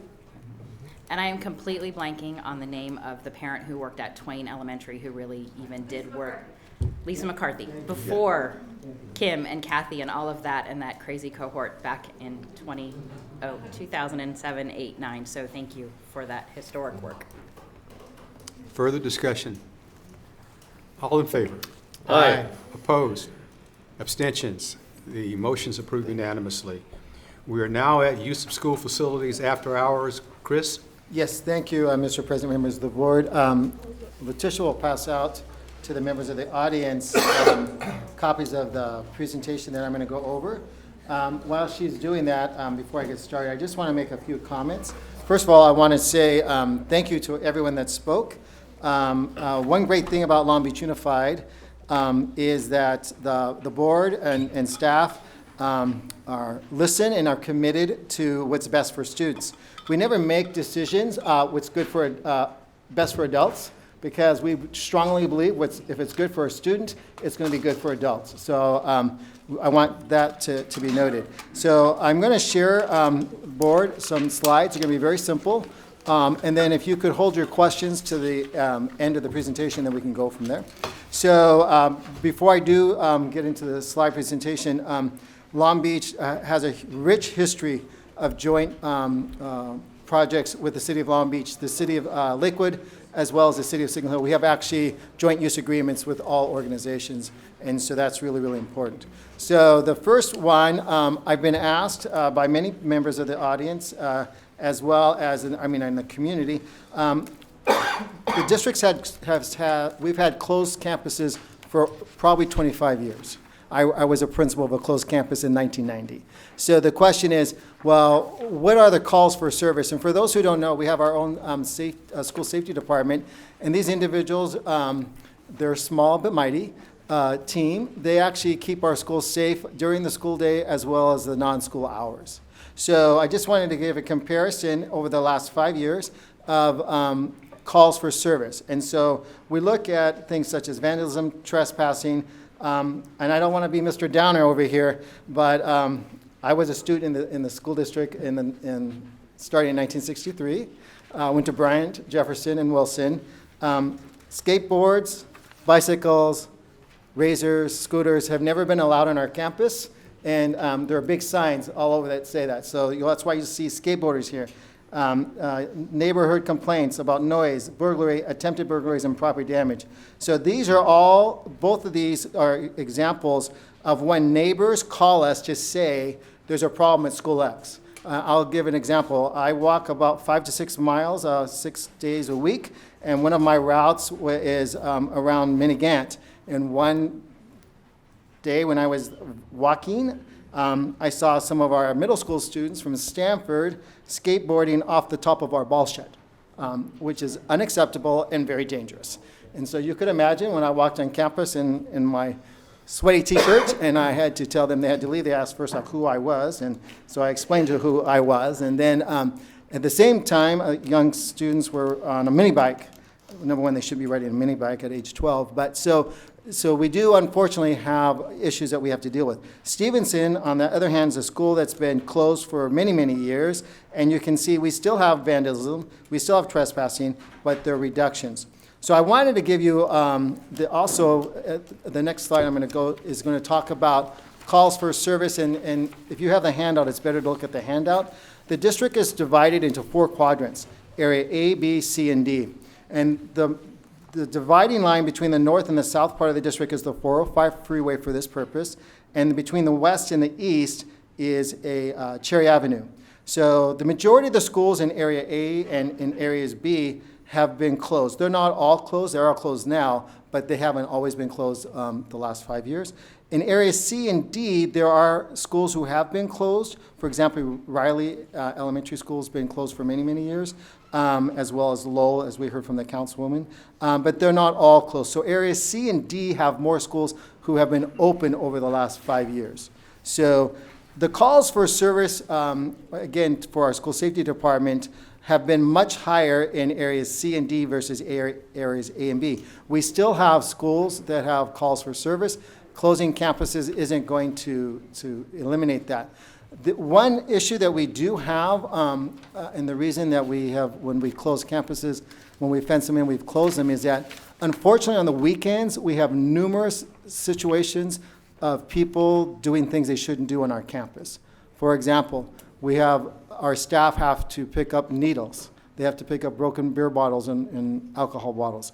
They have, unfortunately, in not every school, but in some schools, and unfortunately Fremont's had this situation too, we've had individuals who are homeless who have been on our campus. Fences aren't going to stop that because we had a situation, as Mrs. Kerr knows, where we had homeless individuals throw a mattress over one of the fences of our schools and onto the playground.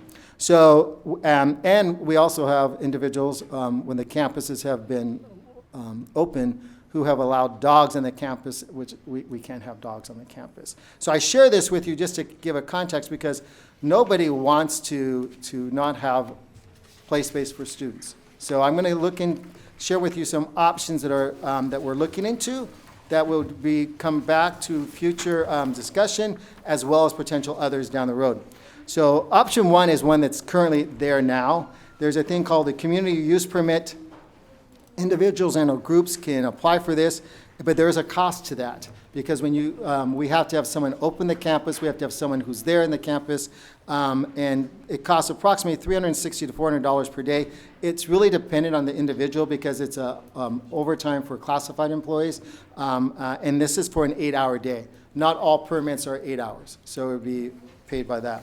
So I'm going to share with you right now there aren't a lot of community use permits for the items that we're talking about, keeping the campuses open. Most of the community use permits are for athletic events and or things such as fairs and other activities that take place at school. We literally have hundreds of permits on a regular basis in our schools. Our schools are used a lot. So the next one is option 2, which would be a new option if we were to do this. It takes the idea, the community use permit that would again be submitted by individuals and groups. But here, obviously the cost would be the same. But someone said, well, Chris, how much would it cost if we were to open the playgrounds on the weekends?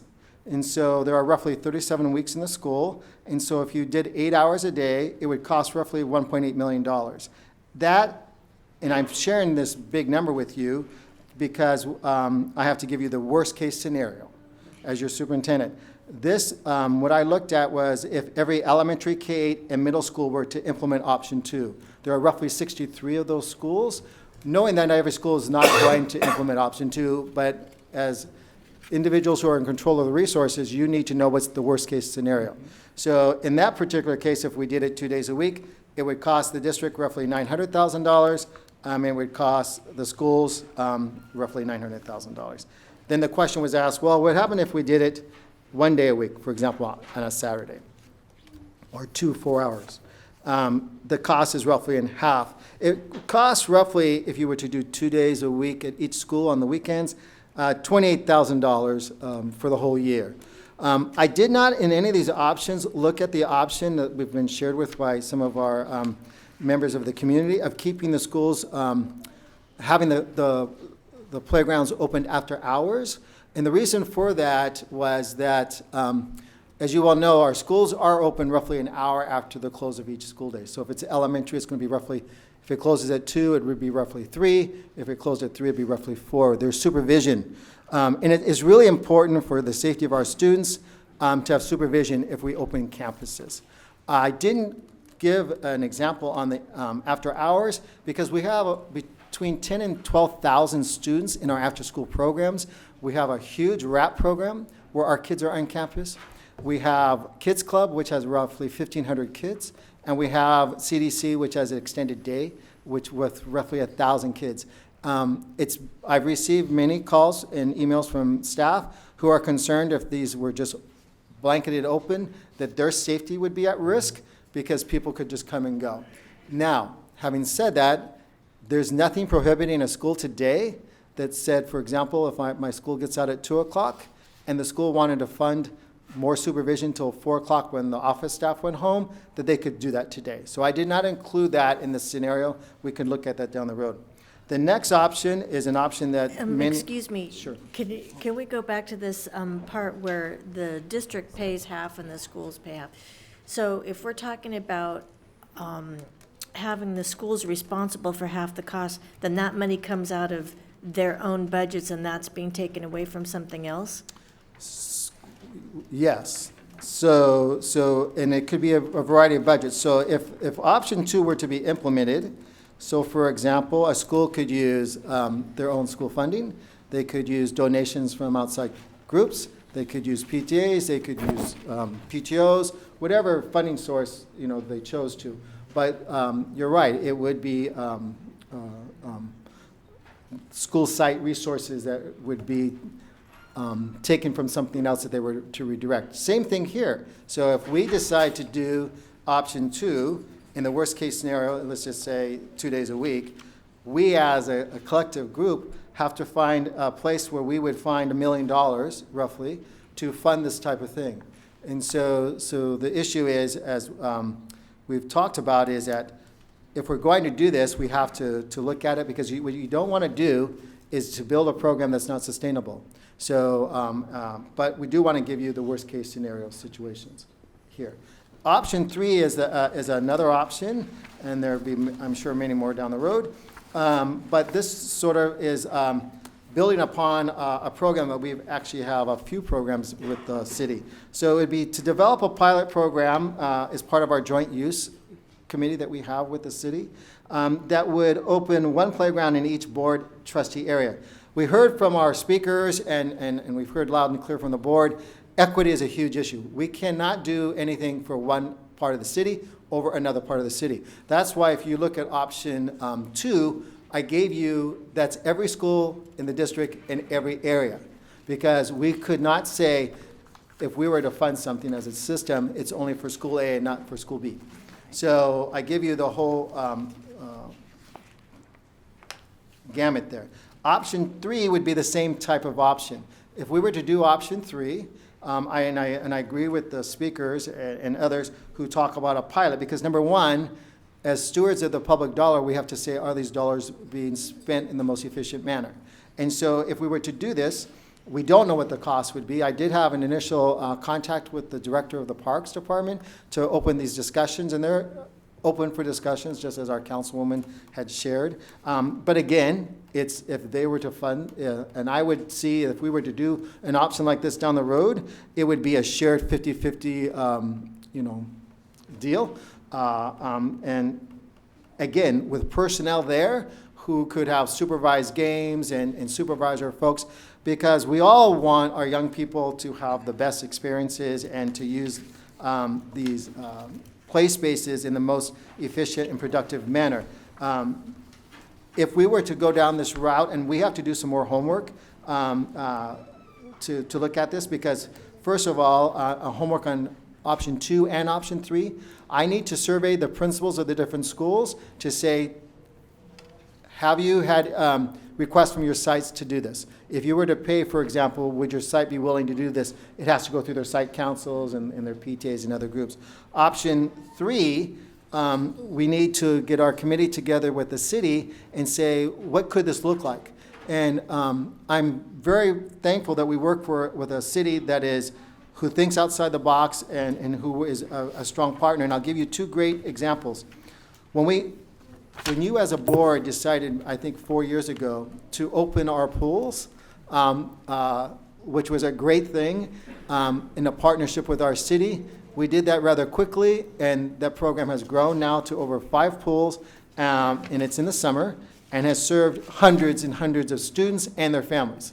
We have individuals who are learning to swim for the first time at the age of 70, which is a great thing. And as a board, you have directed us that as we build these outdoor pools, that will be the mission for each outdoor pool. Again, an issue of equity, that each high school throughout the big comprehensive high schools, they would have, those pools would be open, free swim without a charge to our young people, which is important because we are a beach city.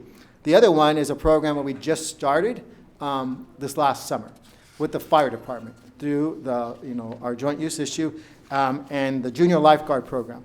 Knowing that the data on the junior lifeguard program shared that the majority of the students who participated in that program were from only a couple councilmanic districts, mainly on the east side, and very few from the north and very few from the west. And so we actually sponsored our young people, and that program was highly successful.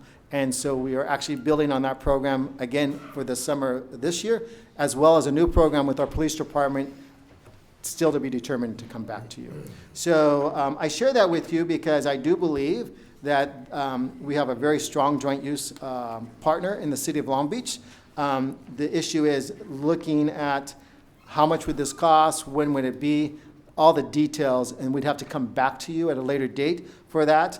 Where I'm coming from, ideally, option 3, I would like, if it's possible and it's feasible for both entities to agree to, is to do a pilot program in the spring after the winter holiday, roughly around February, beginning of February. You know me, I always like to push people to start soon because it'd be really important for us to study the data on the usage of the pilots and to see if they're not being well used, why not, and what needs to be modified, because again, the public dollar, as you have said, Mrs. Craighood, it would mean that this board is going to have to come up with a decision of where to rob Peter to pay Paul, so to speak, just as the schools would do the same thing, because as you all know, we have, we're not endless with resources, and this really goes to the bigger picture of school funding on a totally different level. But I do believe, as many of our speakers have said, Long Beach is a very special place. Many of us went to school here. Many of our kids went to school here, and many of our kids still live here, and their children will be going to school here. As a grandparent of 2, I'll tell you right now, they both will be going to school in Long Beach. And so they're already going to the DI, so watch out. So it's pretty exciting. I appreciate all the comments from folks I look forward to the next part of this journey because I think it is a great opportunity for our two agencies, both the City of Long Beach and the Long Beach Unified, to take this as a new project under its wing, so to speak, and to look at how we can expand option 3 in the best interest of our young people. But I am going to be Mr. Downer now, okay? One thing, if people can criticize me for a lot of things, but one thing you can't criticize me for is being honest. If when we do option 3 or option 2 or option 1, we cannot have bikes on the campus, we cannot have skateboards for student safety. So we can't, there are other activities we can do and should do. But we just have to, we have too many accidents and other issues that come to us that you don't always see under the claims department. So. I have a comment about the equity part of it. You mentioned PTAs, that maybe PTAs could help fund, having the playgrounds open. But we only have PTAs in about half of our schools. And that means that the schools that don't have PTAs wouldn't benefit from that funding source. And as far as equity is concerned, I don't think when you're looking at the district as a whole that could be a real viable option. And we can't really dictate what a PTA spends their money on. And so that's another issue involved in that. But I think whatever we do, we have to make sure that we are doing right by all of our schools, by all of our students, because everything that every parent and student has talked about concerning Fremont or Kettering or any other school is that parents across the district, parents at other schools feel the exact same way about their kids. As parents, we want the best for our kids. And so we have to do everything in our power to make sure that all students benefit and that we're not playing favorites and, just because we have a more outspoken crowd, a more involved, engaged group, that group gets more attention than any other group, that we are doing our best to serve all students. I think that's one of the reasons of our success is because we do think that way. One thing I would add on option 3, if we were to go down this option, this path, it would be really important, in my opinion, that whatever schools, the 5 schools, because we have 5 trustee areas, would be open to all students. So just like we do with the pools. So when we do the pools for the summertime, any student can, any part of the community can go to any of these pools. And we communicate that with everybody, and it is true, parents drop off their kids in that situation where the closest to their work. So I may live on the west side, but I go to the Milliken pool or the Belmont pool, wherever it happens to be. I envision this type of program, if we were to do this, in the same vein, that if we were to have, for example, 5 schools in this pilot program, we would do the same thing. We would communicate to everybody what's happening here, all the organized activities. Because as a young person in the district, and this is a sad part, but it's a fiscal issue, I went to Bryan Elementary School, and I lived only about 5 blocks away, and my parents felt I could walk there. And so I went there every summer to the rec program. And John Meyer, you probably remember the rec program. Every playground was open. Every playground. Every school had a playground. You played baseball. You did all kinds of things. You went to the Sea Festival. Unfortunately, that's cost prohibitive today. So because again, we don't have endless resources.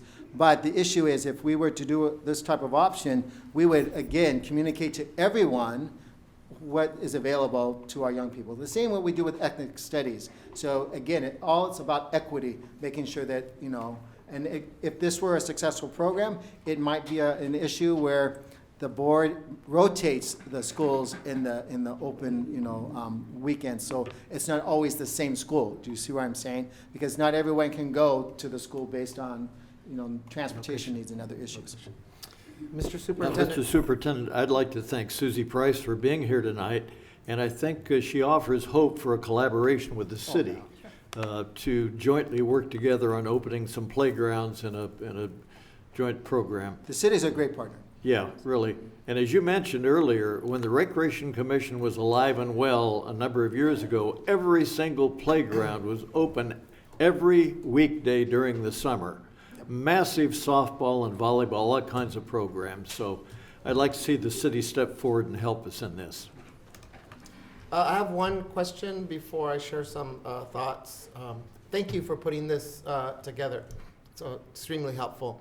I think I'm not sure which option this would fall under, Mr. Superintendent, but as part of the homework, I guess, to provide a little bit more information for us to make an informed decision, would be under this scenario, it considers the 1 day on the weekend or 2 days on the weekend, and then you shared why you didn't include the after school. Right. But for those schools that don't offer after school programming, I think it would be important to look at what would not a full day permit, right, but for a few additional hours after school look like. Okay. Understanding that at those schools that there's other programming going on, we need to,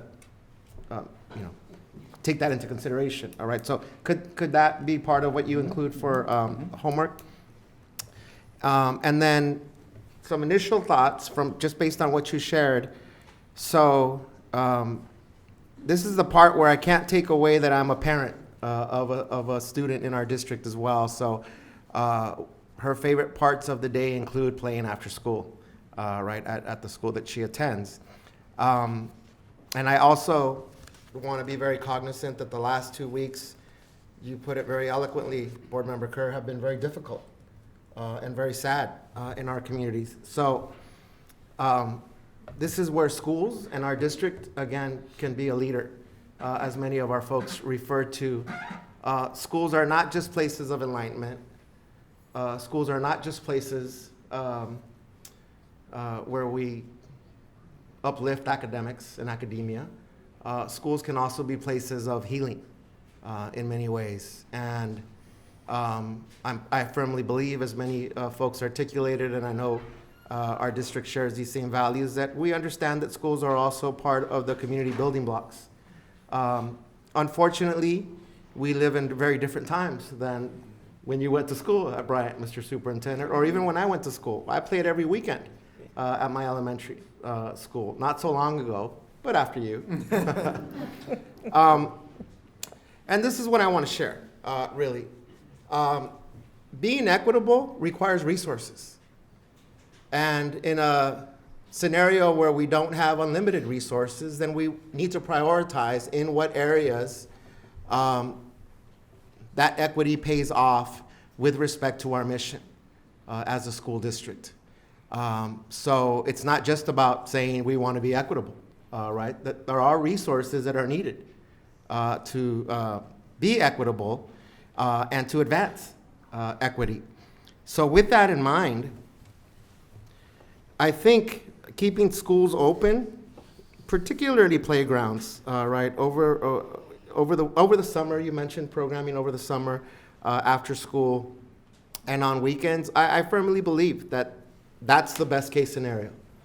But I do think that this equity piece, I want to be very delicate and conscientious, isn't just about one school in every area. I know that's a scenario that was laid out, right? And a few comments that have already been made.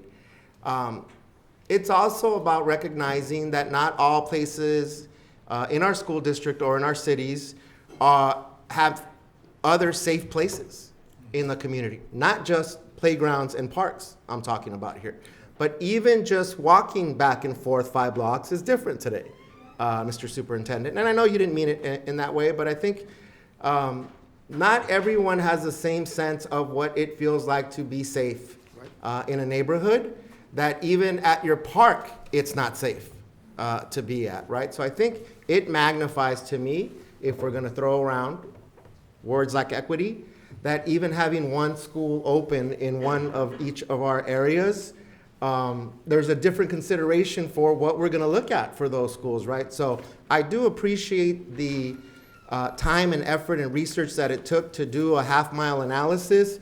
I think that's a great beginning for us. But I also think that the equity conversation extends beyond our schools, into our neighborhoods, into quality of life, into certain parts of our district have more multi-family housing than other parts of our district. So even a walk around the neighborhood has a different tone and vibe attached to it. So I would ask our board members to consider that a pilot program would be great, a partnership with the city around these efforts would be great, but that we take a deeper dive into really understanding what it would mean, not just cost wise, because certainly you gave us the worst case scenario right here, $1.8 million, but also that if our intent is to be equitable and our intent is to maintain spaces in our schools in partnership with our city, that we also extend that conversation to other issues that we are challenged by in our neighborhoods, in our communities, around housing, around safety, around health and the social determinants of a healthy community. I loved the whole body aspect of this.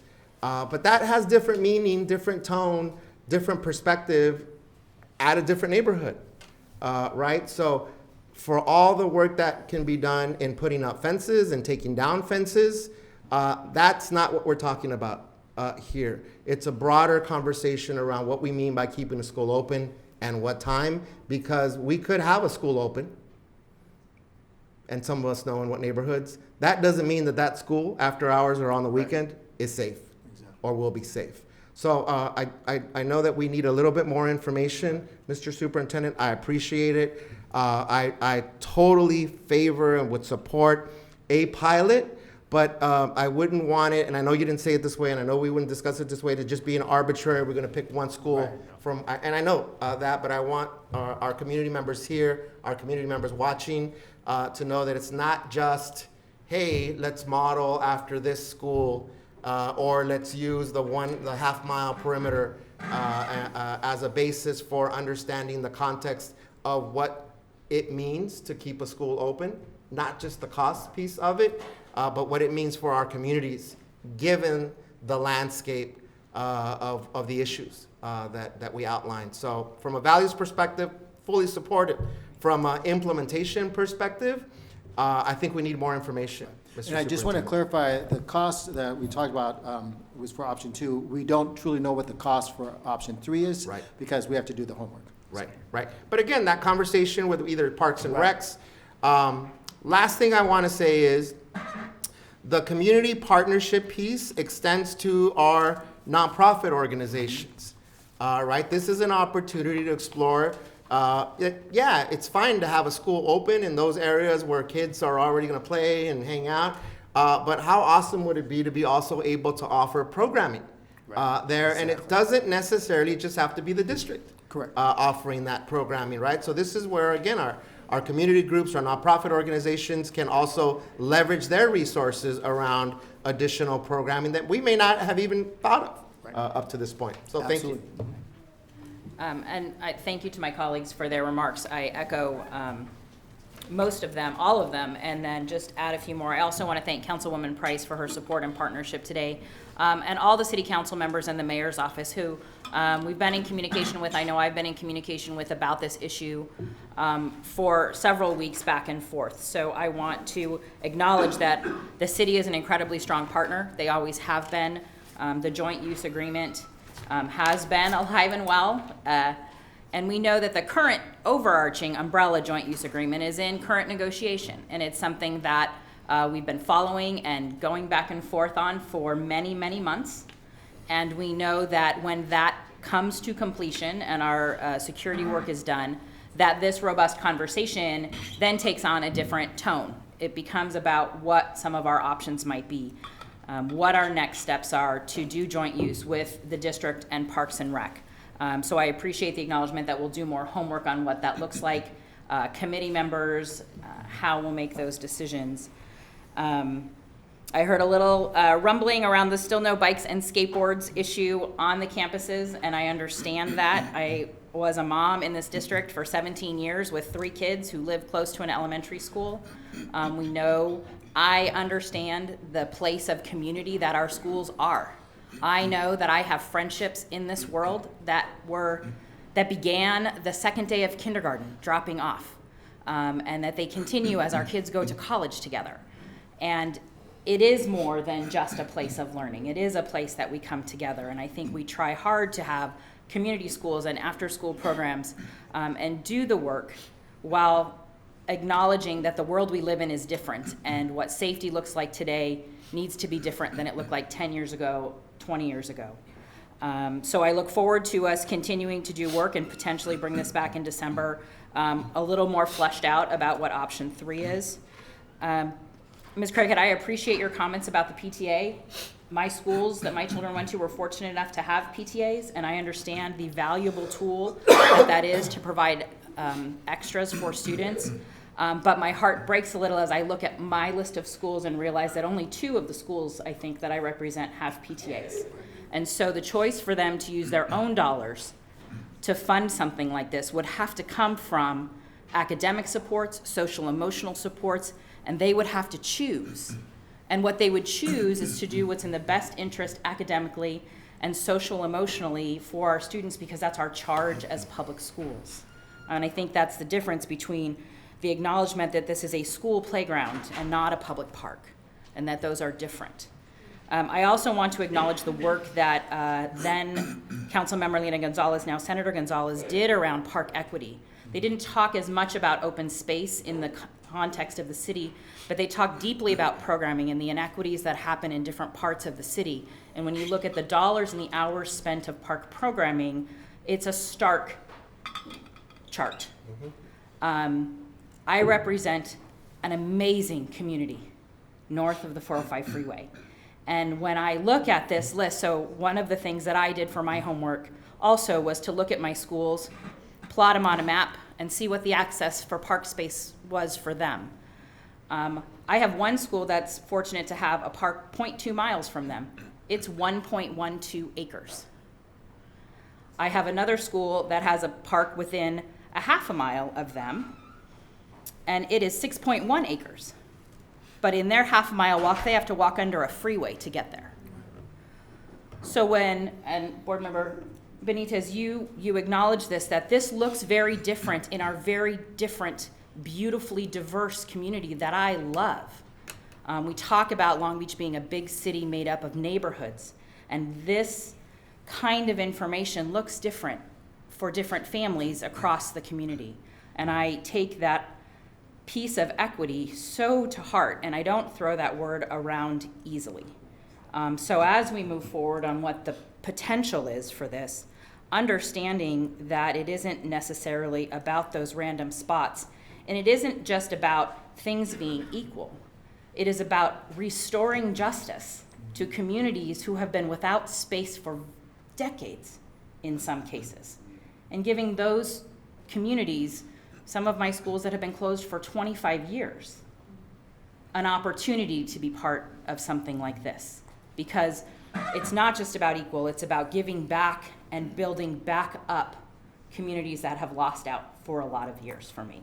So I appreciate all of the conversation. I appreciate those who've asked to meet with me, who have sent me letters and emails, and I will continue to listen and be responsive to that. And when I was asked, what does this mean to me? It isn't simply, let's just open the playgrounds. That is not an answer that my heart or my head can move forward with. It is a complex, justice-based decision that I think we need to make with our dollars in mind to provide the best spaces possible for our students who need them.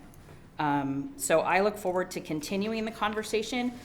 The dollar amount, again, I've said before, school funding is like pie. We don't have the opportunity to increase our revenue by selling more things or adding another tax necessarily. That this is about, if money gets put to this use, it comes from somewhere else. And I'm cognizant very much as we continue to look at data of where that space is and what the needs of our students are. So I appreciate the patience and the partnership of our community and our city partners and our nonprofit partners who want to do this work with us.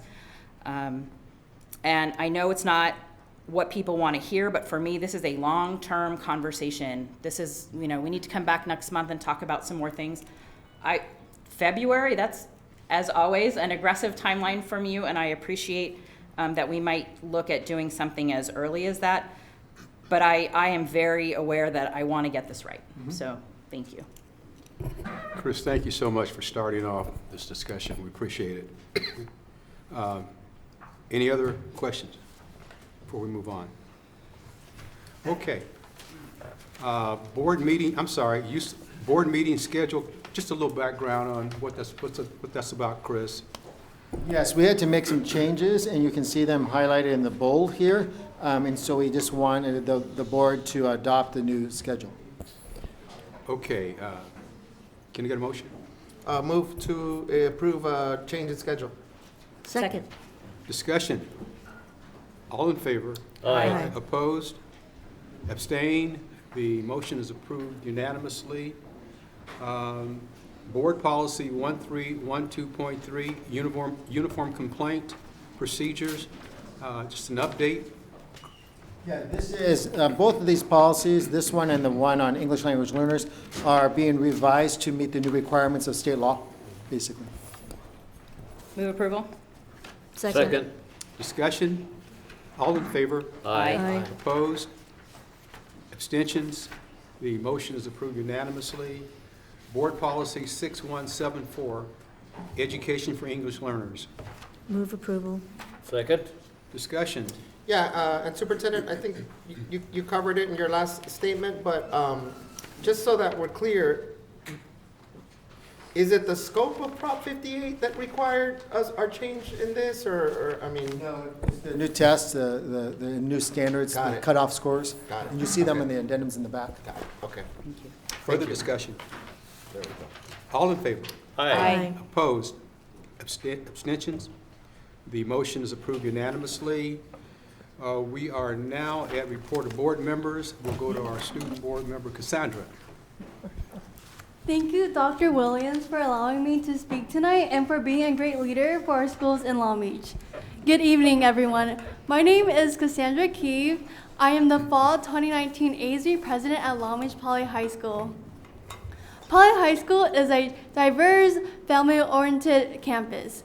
Our staff and teachers are always willing to support our fellow Jackrabbits, whether it is being a sponsor for a club, or facilitating a project, or providing emotional and academic support. Our staff and teachers are always willing to help. This year, our school theme is Ohana. I brought pins from Poly for our fellow board members here to give. And on the pin, it says Poly Ohana, which means Poly family. Poly embodies this family dynamic with ongoing programs, events, and projects on our campus. For instance, Poly has our first ever resource area called the Rabbit Hole, which is student run and led by our international ambassadors. The Rabbit Hole allows for a safe and open environment where students can get school supplies, personal care items, and clothing.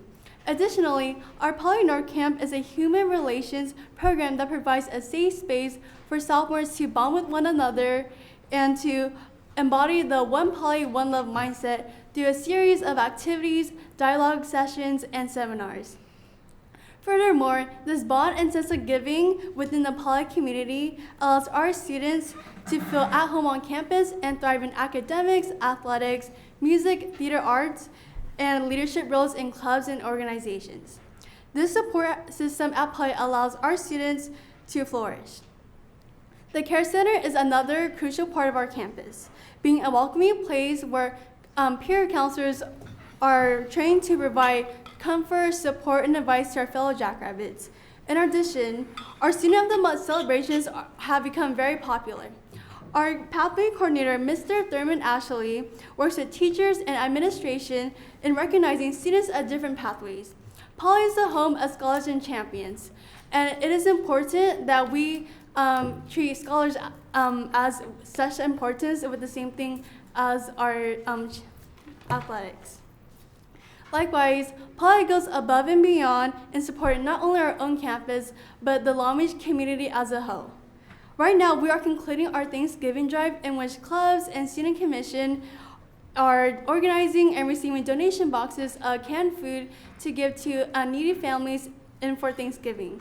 In addition, this upcoming month, Poly High School will be hosting a holiday project in which we invite elementary school students to Poly and host activities such as arts and crafts, puppet shows, and of course the main highlight, which is giving gifts. Poly Service Project allows our students to live our school's motto, which is enter to learn, go forward to serve. I would like to acknowledge our administration team, teachers, Long Beach Unified School District for your support, Mr. Salas for being a great principal, and Mr. Puth, our activities director. Lastly, I want to thank Student Commission for all their hard work in supporting our student body. Thank you. Thank you, Cassandra.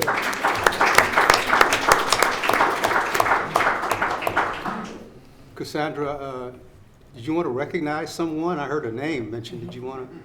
Yes, I would like to recognize Mr. Salas, who is sitting right there, for all his support and all his hard work that has contributed to Poly High School. Thank you. What's your current status there? Are you a senior? Yes, I'm a senior at Poly. And what are your plans for further education? So right now I'm applying to colleges. I apply to Cal State Long Beach, of course, because I love Long Beach as a city. And I apply to UCSD, UC Irvine, and I'm looking forward to where I'm headed in the future. You should be able to get any one of those. You know, you're just. Thank you. But thank you so much for that presentation, your remarks. Thank you. Mrs. Kerr. Yes, I'll just be brief. Thank you for sharing. It's always great to be reminded why we do this work and to know that we have incredible students who are constantly giving back and going over and above. So I am always appreciative, and I love sitting next to our student board members, so thank you. I will be brief and just want to thank or acknowledge that Operation School Bell happened at Roosevelt Elementary School with the incredible partnership of the Assistance League, which has been going on for decades, and they provide school supplies and clothing for tens of thousands of students in this district every year, and we couldn't do this without them. And to our DCAC and DLAC parents, I was able to attend those meetings and want to thank them for their yearly commitment to come and to find out the information, ask the tough questions, and bring it back to their school sites, and to staff for putting on a phenomenal high school choice fair. Thank you. Thank you, Megan. Dr. Benitez. Yes, sorry, and I have a pill in my mouth because my throat has been bothering me tonight. I want to just share that I haven't had a chance to go out and visit all the schools in my area of the district yet, but I'm going to try to squeeze in before our Thanksgiving break a visit. So I'm looking forward to visiting all the schools. We have, I think, 6 new principals to the schools, not new principals in the district in my area. So I'm looking forward to those visits. Just like I shared at our last school board meeting, I'm super appreciative of students and parents and community members coming out, now that we have a clear room here at the end of the meeting. But just how important it is for our community members to continue to come to our board meetings. As you've heard here from our comments today, we take your comments very seriously and into strong consideration when we have our recommendations, conversations, and make decisions as well. Please keep calling, keep emailing. If you have our numbers, you know who you are. Keep texting. Those are all super important. One, to inform our decision making, but two, there may be things that we're not considering, right? So multiple perspectives are much appreciated, as our superintendent calls these multiple perspectives, sometimes positive disruptors, right? We're good with positive disruptors. That being said, I think tonight's conversation around keeping schools open, or opening schools in other cases, brings to mind some budget considerations that I'm looking forward to our district, and we've had conversations about this. I'm calling it this, moving forward with some kind of public education campaign where we can share information about our very complex budget, right? And particularly how the budget translates at the school level with regards to materials, programs, services. Our budget is not an easy document to understand, but neither are the funding sources. And so all of that is taken into account in our considerations as well. And again, how that translates at the school site level, I think is important for us to use it as an educational opportunity, but also highlight the considerations that we make as your board to either move forward on things, reprioritize, and or change sometimes if we need to. So I want to say that because there will be other items coming up at our board meetings and even in between board meetings that have a budget piece attached to them. I know you're looking at me. I'm not going to say it, Brent. I'm not going to tell anyone what to vote for or who to vote for. But I think we need to educate ourselves, right, in terms of how we make decisions, and that those sometimes are cost prohibitive, other times require for us to prioritize certain things because we have a pie that needs to get divided up into what those priorities are. I think one of the good things that our district does and will continue to do is be very clear about what our priorities are, right, around student success. But within those priorities, there are nuances that can help to inform our decisions. So I just want to share that because as we move forward, this budget piece, and in the next coming years, right, understanding the state level budget piece, the local area budget piece, and then the national budget piece, and what impact all of those three sort of spaces have on our decision making and ultimately in providing the highest quality possible public education to our students. So I'll be saying some things individually, and I know our board will be moving forward on those considerations that we take into account with regards to budget items and other resources. Thank you very much. Diana. Yes, I had the honor of swearing in the Emerson Student Council. That was very exciting, so congratulations to them. And also the honor to participate in the MacArthur swearing in of the Student Council, which actually was a culmination of a 4-week civics project assisted by the Lakewood mayor, the vice mayor, the deputy city manager of Lakewood, and it even included a walking field trip to the water department. So these students at MacArthur did a project where they were the city council and they had to vote on things and they had to conduct a meeting and see what it feels like to be on this side of things and make decisions. I thought it was great. I hope that the city of Lakewood does that all the time, and hopefully with all the schools, because I think it's very beneficial. Also, on October 24th, our United States Marine Band performed at Poly at the Andrew Osmond Performing Arts Center. I was in attendance there. It was very exciting to be at Poly in the auditorium and have this band that's been in existence over 200 years. They refer to themselves as the President's Own. I think that came about when Jefferson was president. But that music, the quality of that music and the patriotism and sitting in that auditorium, looking over, seeing Mr. Osmond enjoying himself, having different, not conductors, but when you write the music, anyhow, go up on stage and be acknowledged because they're in that audience. And from what I understood, there were people that came from all over Southern California, music educators, all kinds of people. So it was a very big to-do. And I think one of my favorite parts was this performance of Casey at the Bat. I don't know if you're familiar with that, but it's this this whole thing. It was kind of half performance, half music. I liked it up until the point where When that was finished, the sergeant started to make some kind of joke about the Dodgers choking, anyhow, it did not go over well. I think it was too soon and not a popular decision. And then I'd like to thank Jill Baker and Kellyanne. I know Jill Baker's not here tonight. She's representing us in Washington, D.C.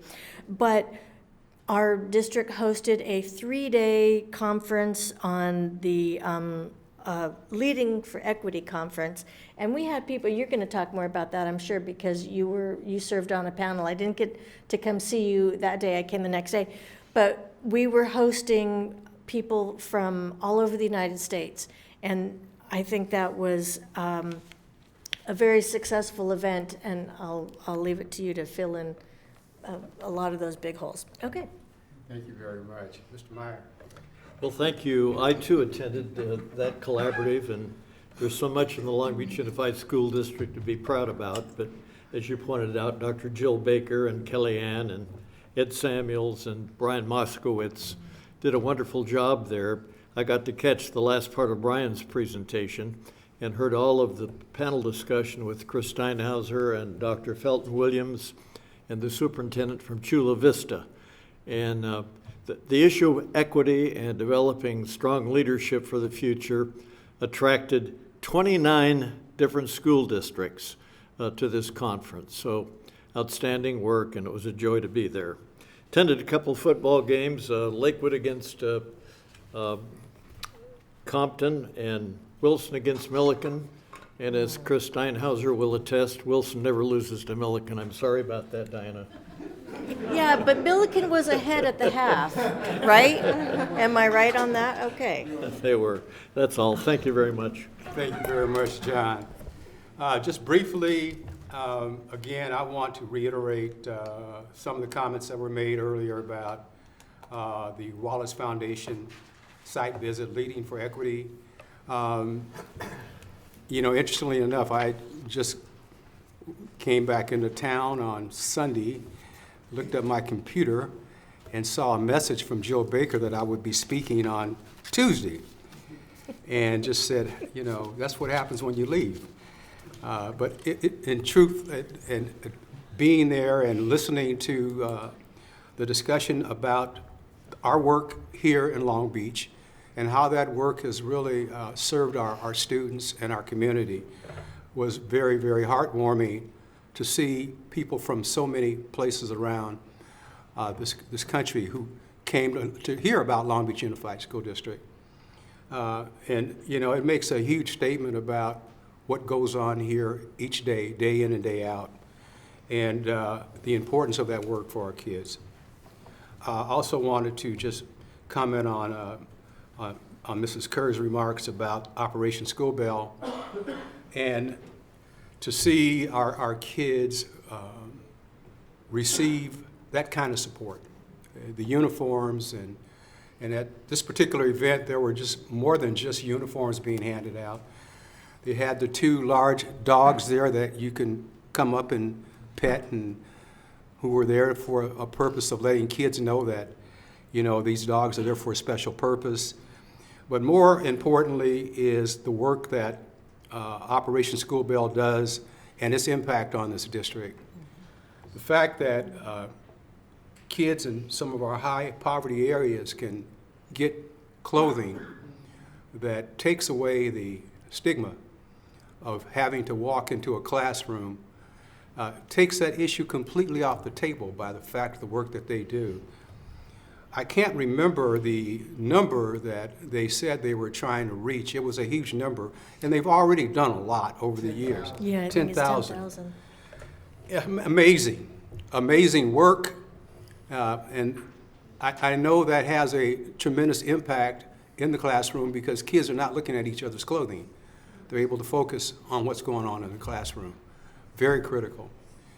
And so many other things that are much like that in this district that I just don't see in other districts around this nation. But, when you look at the range and number of business partners that we have, how all these services come together to do one thing and make a difference in the outcomes of our kids that adds to all the good work that goes on in this district. At the last meeting, I reported somewhat a little bit on our recruitment of African American teachers. And I didn't touch the second part of that because of the time issue, and I know it's late tonight. So I'm going to make this as quick as possible. But I didn't talk about the other component of that. I didn't talk about the retention component. And when I sent the letter to Chris, I also talked about not only recruiting African American male teachers, but I also talked about the retention component of that because it's important, particularly where we may hire a teacher and before you know it, that teacher leaves. So I also wanted to address that piece of it as well. But I think about my own personal journey. Years ago when I first got my first offer of employment at Cal State Long Beach, and hired there as a staff analyst, and my job was to change the registration system from a manual system to a computer system. And most of you who have gone to school back in those days knew what that registration system was like, the old one, where you stood in a long line on a hill, snaking down to the bottom of the hill in a bungalow with the classes posted on the wall. And if your class happened to get pulled off that wall, you had to change your whole program. That's what it was. So I was hired to deal with that. And my boss was the Dean of Instructional Services. He reported directly to the Vice President for Academic Affairs. And my boss was in charge of admissions records, the library, audiovisual, TV, and a $3 million academic support budget. I was an anomaly when I was hired. An anomaly at that time on that campus because there weren't a lot of folks that looked like me. And I got a lot of attention, some not so good, some indifferent, with people coming to my office to look and wonder why in the heck I was there. I was all of 22 years old, and it was a tough time to have to deal with that.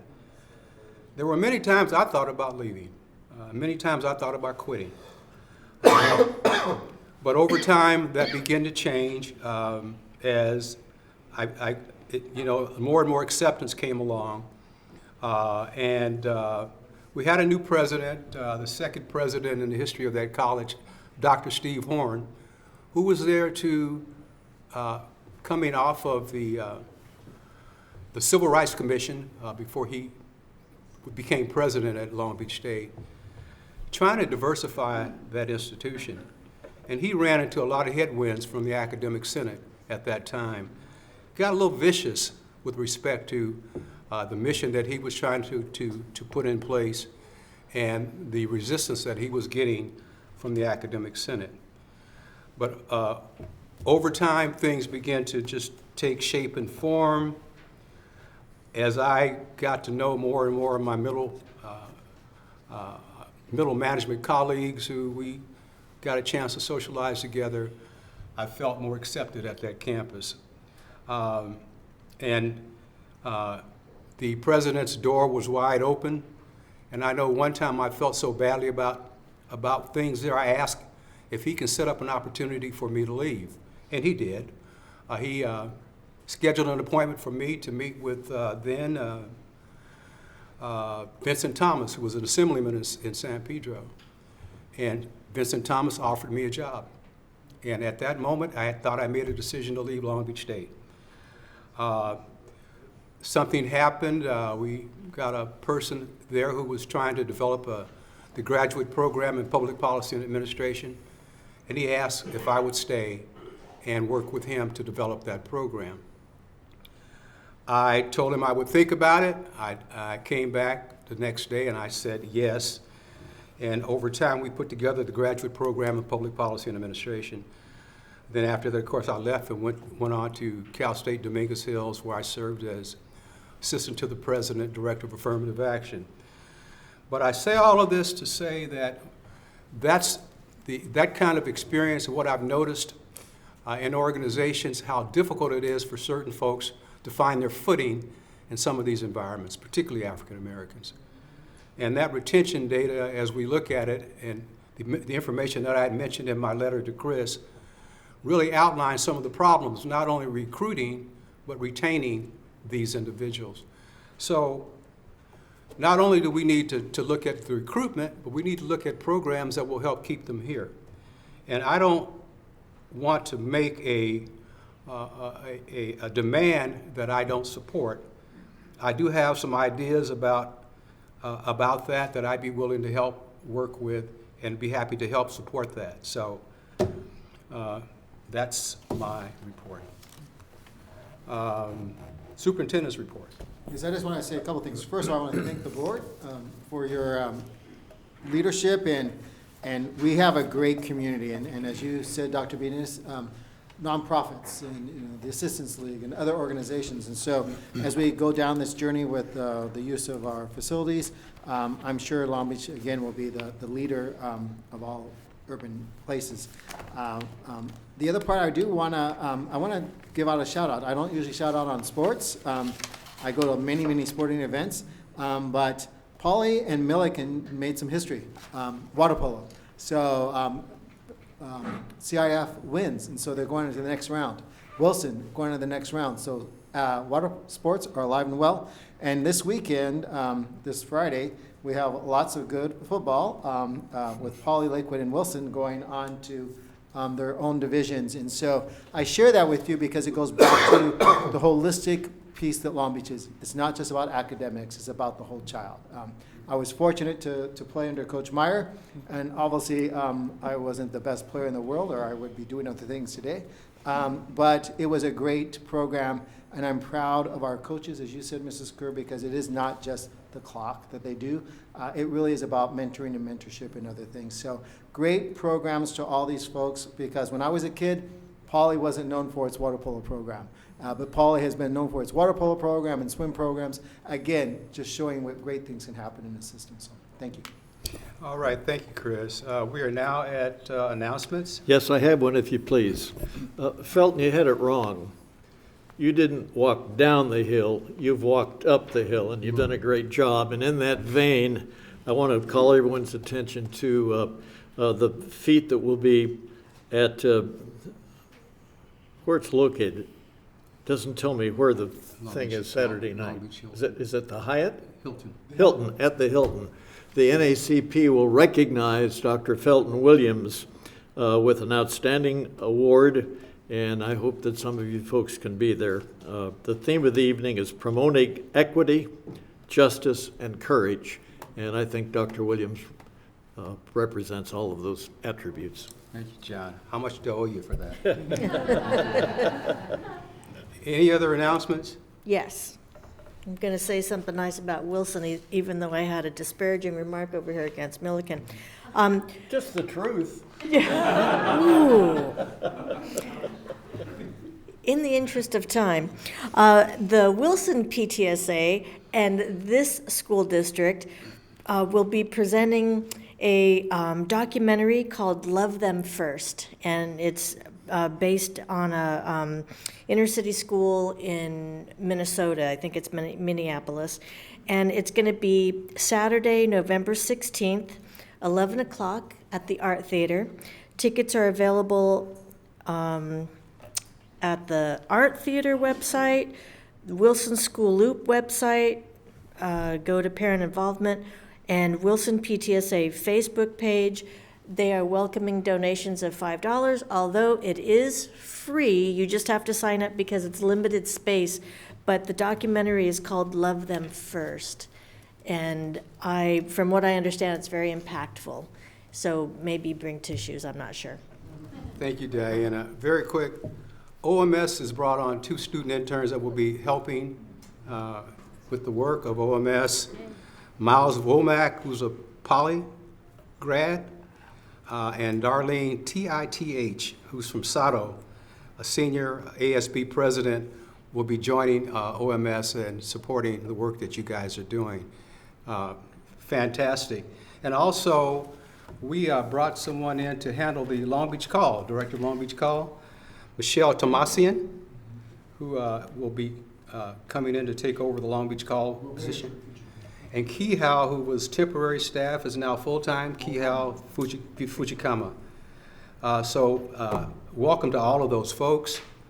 Any other announcements? My announcement is I'd like to know what kind of athlete our superintendent was, Coach Myers. He was an outstanding student in the classroom, first of all. I had him in a history and anthropology class, but he was a starting guard on one of the last football teams to defeat Poly. Very tenacious, very intelligent, dependable, represents all of the qualities that he shows us as superintendent of our district. There you go, Mr. Superintendent. All right, thank you, John. And you get your question answered? Thank you. You got the question answered? I was just messing around. Okay. All right. In closing the meeting, I want to just, in memory of an individual, I know Megan has a person as well, but this Steve Molesky, who worked with us for years in our OMS department. A little just side note about Steve, when you watch the district on the TV production, that work is a result of a small number of certificated and classified employees who have given us one of the greatest instructional TV systems in the country. Steve Molesky was a pioneer in helping the district transition into the digital age. He worked for OMS for many years, then retired a few years ago, but his work provided a foundation for the exciting digital development we are enjoying today. He will be missed. Megan? Yes. Tonight I ask that we close our meeting in honor of Joey and Rahan Dakil Aweda and their 3-year-old son, Omar. This beautiful family was tragically run down by a suspected drunk driver on Halloween night in the Los Cerritos neighborhood. They have deep roots in our Long Beach community. Joey's mom, Vera, was born and raised in North Long Beach and attended Jordan High School. Vera and her husband, Yosef, own and run a local auto repair business that was in West Long Beach and now in Cal Heights. They're longtime residents of Bixby Knolls. Their 4 sons all attended local public schools, including Longfellow, Hughes, Marshall, Poly High Schools. Their son Omar died tragically in 2013 when he was a student at Marshall Middle School, and our school communities rallied in strong support of the family. A proud jackrabbit, Joey graduated from Poly High School, attended UC Irvine, and came back and helps manage his family business. His wife, Rahan Dakil, just completed her master's in social work from CSULB and was an intern here in LBUSD last year. 3-year-old Omar, a joyful young boy who loved to sing, attended school at Isabel Patterson CDC at CSULB. They were deeply committed to their family, their faith, and their community. This young family exuded goodness and generosity and kindness. They spent time volunteering in Long Beach and in their faith community. They even volunteered at For the Child, both of them, an organization that supports families and children experiencing trauma. Principal Navia shared that his last interaction with Joey was at their auto shop, where Joey was telling him that the family would pay for the car repairs of a former student who was now experiencing homelessness. This is just one example of the good and justice-filled hearts of this wonderful family. I ask that you hold them and their families, especially their mom Vera, father Yusuf, brothers Masood and Adam, and Rehan's family and their entire extended family in your hearts and prayers. They will be deeply missed across our community. Thank you, Megan. We'll now entertain a motion to adjourn. So moved. And before you all leave, just let me say what a wonderful group that is sitting up here with all you do. Could we get a group photo, Chris, before? Also, We are adjourned.